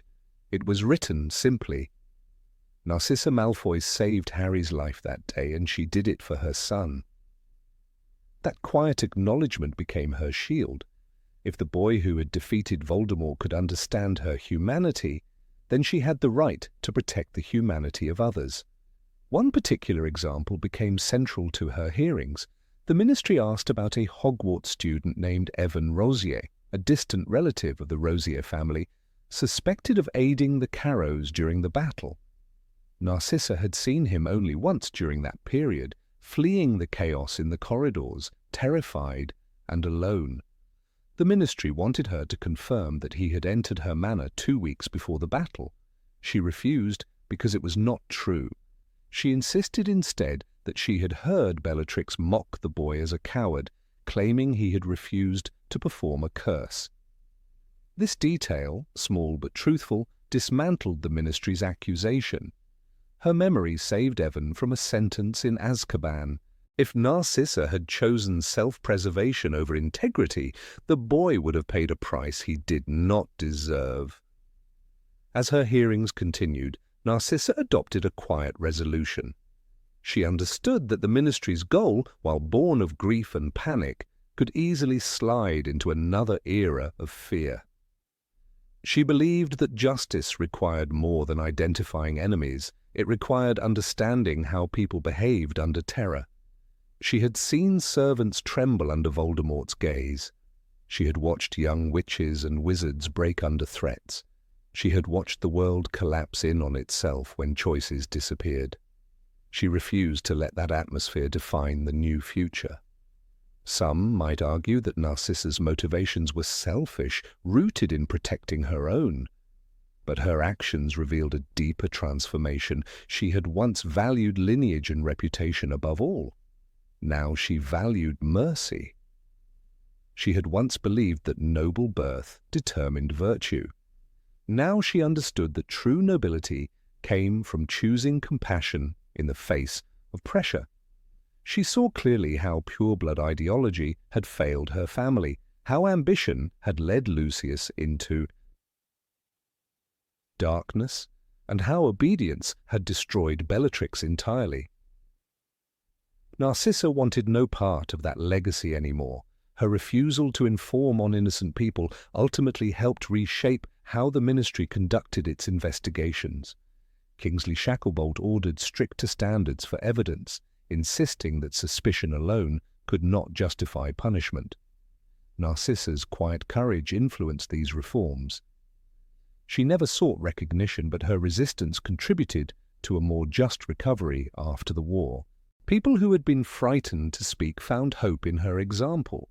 Thus, Narcissa Malfoy, once a symbol of cold aristocracy, became a reminder that change often emerges from unexpected places. Her noble act did not erase her past, nor did it absolve the crimes of her family, but it illuminated the truth that even in times of upheaval, humanity can prevail. In choosing not to become an agent of fear, she broke the cycle that had destroyed so many. Her silence became her loudest declaration that justice without compassion is merely vengeance wearing a mask. Number 25. Lucius helped capture remaining Death Eaters. Lucius Malfoy's decision to aid the Ministry in hunting down the last surviving Death Eaters became one of the most unexpected turns in the post-Hogwarts battle world. His name, once whispered with fear and disgust in Diagon Alley, slowly began to acquire a new shade. Not forgiveness, that would take a generation, but a fragile acknowledgement that even a man consumed by darkness could choose a flicker of light when everything else had been stripped from him. After Voldemort's downfall, Lucius understood that the Malfoy legacy had crumbled. The manor that once symbolized power now carried the echoes of the Dark Lord's rage. In this new world, the only thing left to salvage was a future for his family, and he knew it could not be built on silence. Many believed that Lucius acted purely out of self-preservation, but those who observed him closely saw something more complex. The Ministry demanded undeniable evidence of cooperation, and Lucius delivered it with a precision only a former Death Eater could possess. Hidden safe houses, communication channels, names that had never once been spoken aloud, he revealed them all. The process was excruciating for him. It forced him to revisit memories he had spent years trying to forget. Yet he continued, driven by a grim determination. He no longer wished to defend his past. He wished to prevent it from returning. One of the first breakthroughs came when Lucius shared his knowledge of Brutus Mulciber's last known movements. Mulciber, a master of the Imperious Curse, had fled into the northern marshlands days after Voldemort's fall. The Auror Office had searched the area for months without success. Lucius, however, knew the specific abandoned watchtower Mulciber considered a sanctuary. It was a location Mulciber had boasted about during late-night gatherings in Malfoy Manor. Lucius revealed this detail reluctantly. Mulciber had once spoken of protecting Draco during the height of the war. But loyalty to his family now meant securing peace, not protecting old allies. Thanks to this information, Aurors captured Mulciber during a thunderstorm, ending one of the most dangerous threats to the rebuilt Ministry.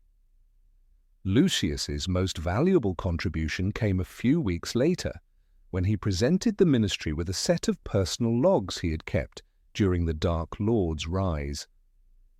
These carefully hidden records listed coded messages exchanged among the inner circle. They were never meant to see daylight. He had written them out of fear, not of Voldemort, whom he obeyed, but of losing control over the chaos slowly swallowing the wizarding world. The logs contained names that no Auror had expected: Torfin Roll, Selwyn the Elder, and a half-blood defector named Damien Knott, who had managed to slip through the cracks after the battle. By decoding the patterns in Lucius's notes, the Ministry tracked Roll to a smuggler's port on the western coast, capturing him before he could escape to the continent. There was one story that later became the centerpiece of the entire investigation. During a moonlit meeting in Malfoy Manor, long before the war turned, Antonin Dolohov had mentioned a contingency plan, a network of sympathetic families prepared to shelter Death Eaters if the tide changed. Lucius had dismissed it as Dolohov's paranoia at the time, but he recalled every detail when questioned by the Ministry: the family names spoken in hushed tones, the regions they controlled, and even the unique green signet ring Dolohov wore as he made his oath. This single recollection led Aurors to a remote estate in Yorkshire, a place charmed to appear as ruins to outsiders. Behind the illusion, they found 2 fugitives and a cache of cursed artifacts. Without Lucius's testimony, that estate would have been a sanctuary untouched for years. Lucius's cooperation was not a mere transaction. It was a process that forced him to confront the grotesque reality of the movement he once supported. Some nights he sat alone in the dim corridors of Malfoy Manor, recalling Voldemort's cold presence and the fear that had haunted every room. In the quiet of those long evenings he repeated a line from a book he had once mocked Draco for reading. "It is our choices, Harry, that show what we truly are, far more than our abilities." Dumbledore's words, once nothing but empty moralizing to him, now rang like a truth he could no longer escape.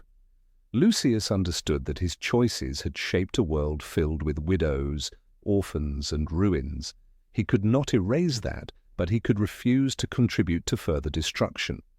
One of the most controversial actions Lucius took was revealing the last known meeting place of Thorfinn Yaxley, a man who had once saved his life during a failed mission in Nocturne Alley.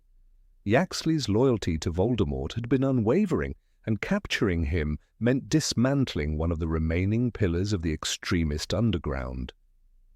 Lucius hesitated for several days before giving the information. He knew that by doing so he was not only betraying a former comrade, but acknowledging that the ideology he once followed had been built on cruelty and arrogance. When the Aurors eventually stormed the cottage where Yaxley was hiding, they found evidence of plans to rebuild a new faction. Lucius's decision prevented a resurgence that could have cost dozens of innocent lives. As Lucius provided more information, the public's opinion shifted in slow, reluctant increments. He was still a Malfoy, still a former Death Eater, still a man responsible for countless acts of intimidation and cruelty.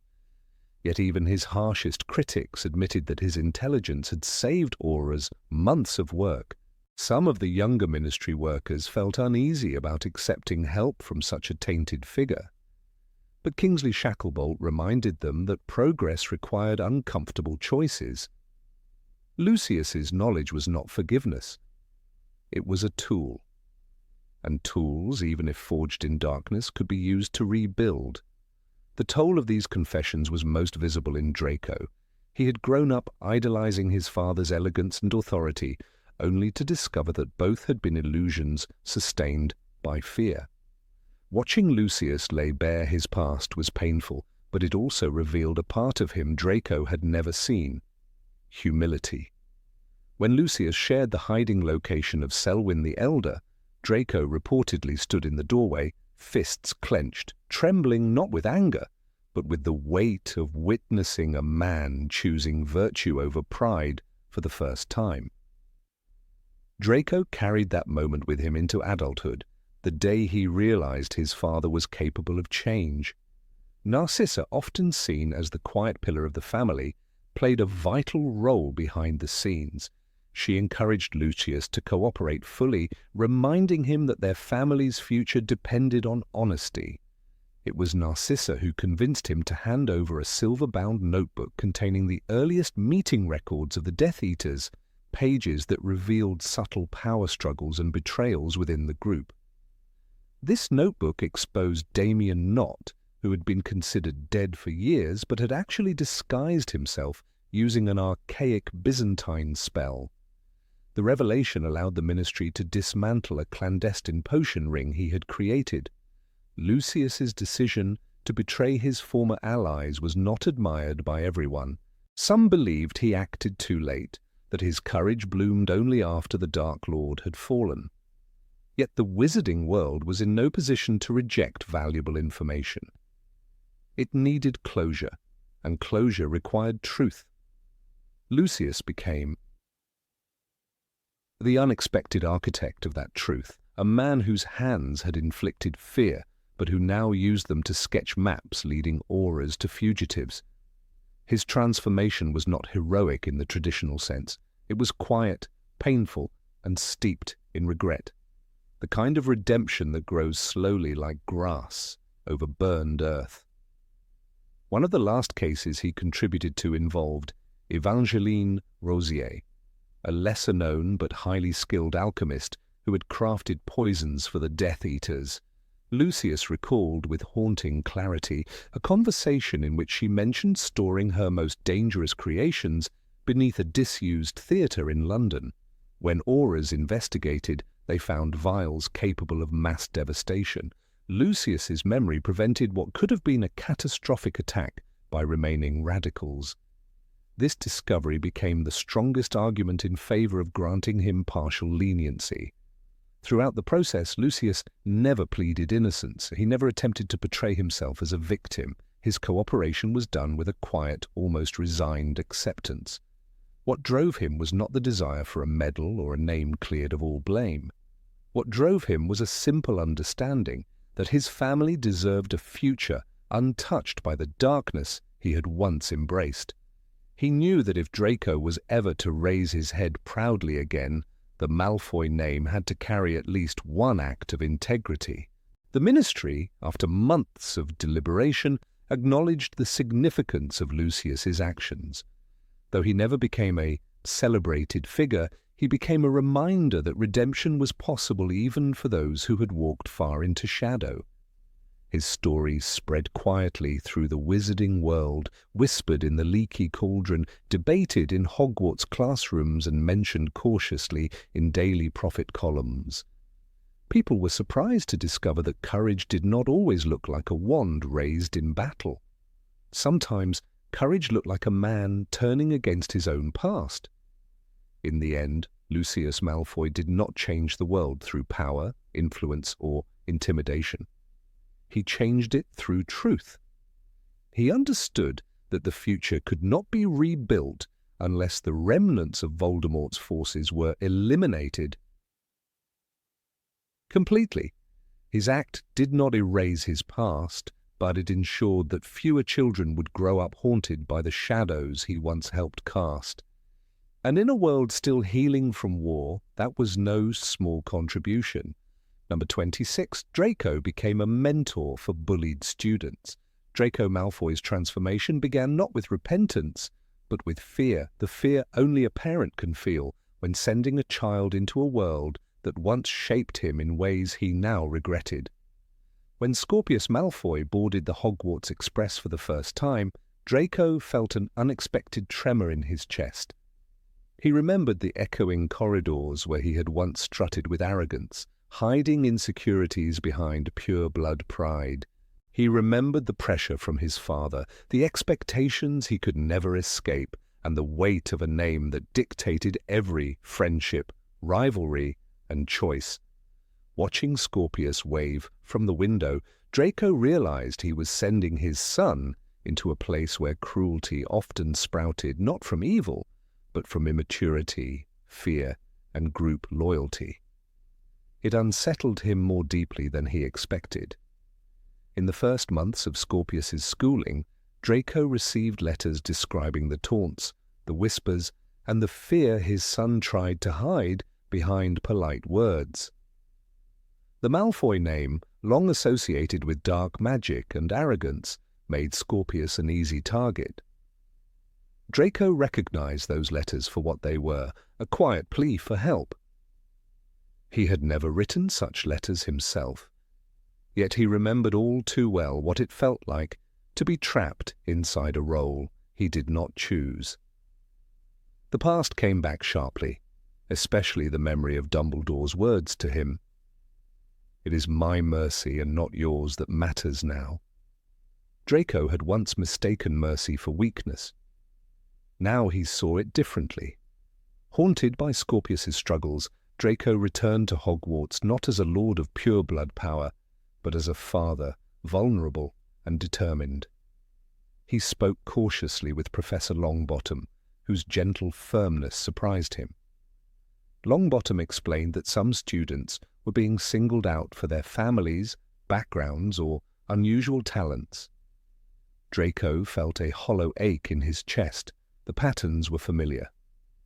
The same cruelty he once contributed to had evolved but not vanished. The revelation marked a turning point. For the first time, Draco allowed himself to feel responsible not only for his past victims, but also for the future of those who might suffer in the same way. His involvement began subtly. He visited the school under the pretext of checking on Scorpius, but during these visits he lingered in the halls, observing interactions. He noticed a Ravenclaw girl, Elara Flint, shrinking every time a group of older students walked by. Her fear was painfully recognizable.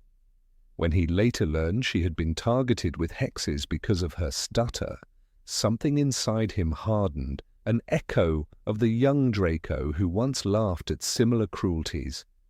He realized he had contributed to a culture that made such bullying seem ordinary.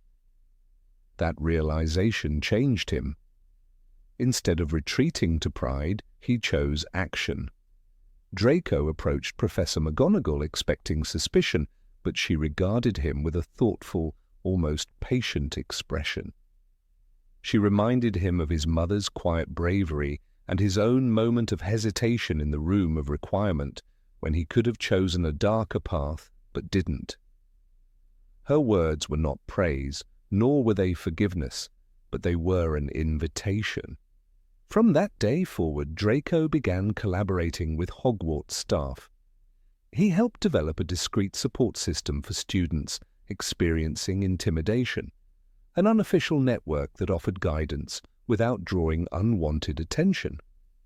His presence surprised many, yet his sincerity became evident quickly. He met with students individually, always keeping the encounters private.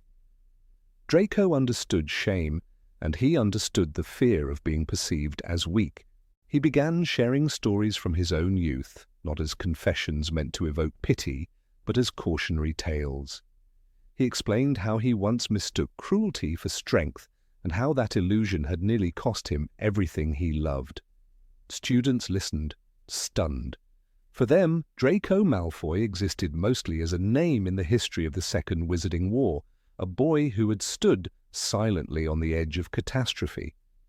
Hearing him speak vulnerably made him human in a way his former schoolmates had rarely seen. One afternoon, while sitting with Elara Flint in the courtyard, Draco noticed a similarity between her trembling hands and his own when he had once tried to accept the Dark Lord's mission.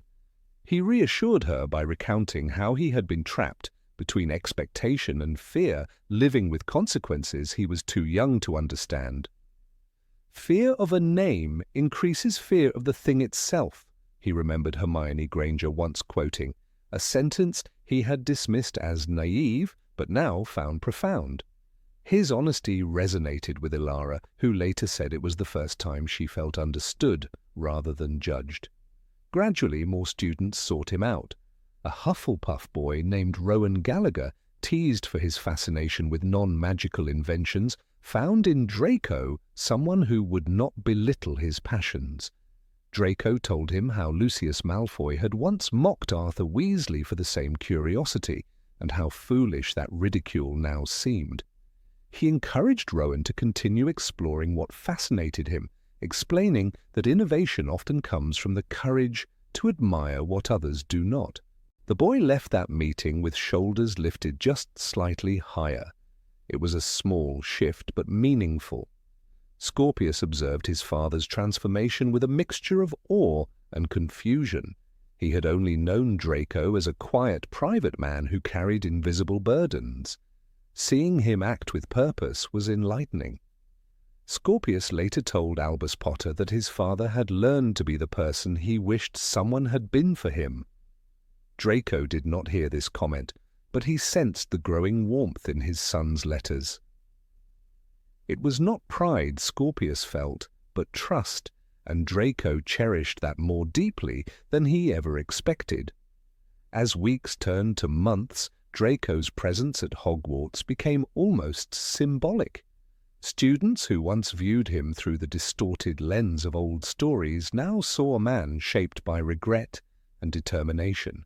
Even teachers began to treat him differently. Professor Sprout, once openly suspicious of his intentions, now greeted him with nods filled with respect. She noted privately to McGonagall that his efforts did more good than some official programs ever managed, because students confided in him in ways they wouldn't with authority figures. Though he avoided public recognition, Draco took quiet pride in the moments where he truly made a difference. When Ilara Flint finally stood up to her tormentors, not with hexes but with words, Draco felt something loosen in his chest, a weight he had carried since childhood. His guidance had not turned her into a fighter, but into someone capable of believing in her own worth. The echo of his own younger weakness made her victory feel profoundly personal. Draco also learned to confront his own past more directly. Helping students forced him to examine the cruelty he once displayed toward Harry, Hermione, Neville, and so many others. Instead of drowning in guilt, he used these reflections to shape his advice. He told students that choosing kindness was not an inherent trait but a discipline, a decision repeated every day. The message resonated especially with those who feared becoming like their parents or their bullies. Draco's willingness to criticize his past behavior added credibility that few others could offer. His most symbolic act came when he discovered a third-year Slytherin boy named Corbin Thatch tormenting younger students, repeating precisely the sort of behavior Draco once exhibited. Instead of anger, Draco felt a deep sorrow. He approached Corbin not with punishment but with blunt honesty. He told him how easily a lifetime could be misshaped by a moment of pride, how he once believed the world would admire him for his cruelty, and how wrong he had been. Corbin listened, shaken. In the weeks that followed, the boy's behavior changed. For Draco, this single transformation felt like a quiet redemption. Through all this, Draco never portrayed himself as a hero. He often recalled a line Dumbledore once spoke to Harry. "It is our choices, Harry, that show what we truly are, far more than our abilities." That sentence haunted Draco as a student, but now it guided him. Choosing compassion felt like correcting an old imbalance, a step toward healing a legacy damaged by generations of fear and pride. Draco's quiet mentorship rewrote the story of the Malfoy name more effectively than any public apology could. Students began speaking of him not as a former bully, but as someone who understood shadows and could guide others out of them. His presence softened stereotypes long attached to Slytherin House, proving that growth was not only possible, but transformative. In a way, Draco became what Hogwarts had always needed, a reminder that the past does not define the future, and that redemption is built not on grand gestures, but on steady, persistent kindness.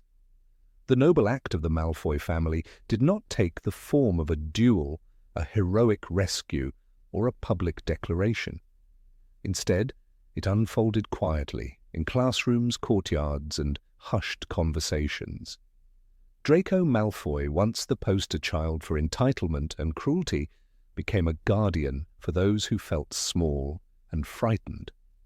He provided what he never received: understanding without judgment, guidance without superiority, humility without shame. For Hogwarts, it was unexpected. For Draco, it was necessary. For the students, it was life-changing. And thus the boy who once sought power learned instead to offer strength. The Slytherin prince became a silent protector. The product of pride became a mentor grounded in empathy. In the long and complicated history of the Malfoy family, Draco's transformation stands as its most noble chapter, not because he escaped darkness, but because he chose to lead others away from it. Number 27, the Malfoys funded the restoration of the Hogwarts Library.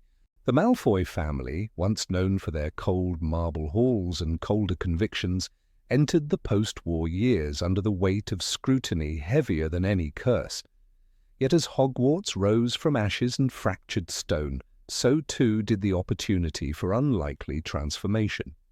What began as a simple inquiry from Narcissa Malfoy to the Hogwarts Board of Governors soon unfolded into one of the most unexpected philanthropic gestures in modern wizarding history: the Malfoys' pledge to fully finance the restoration and expansion of the school's library.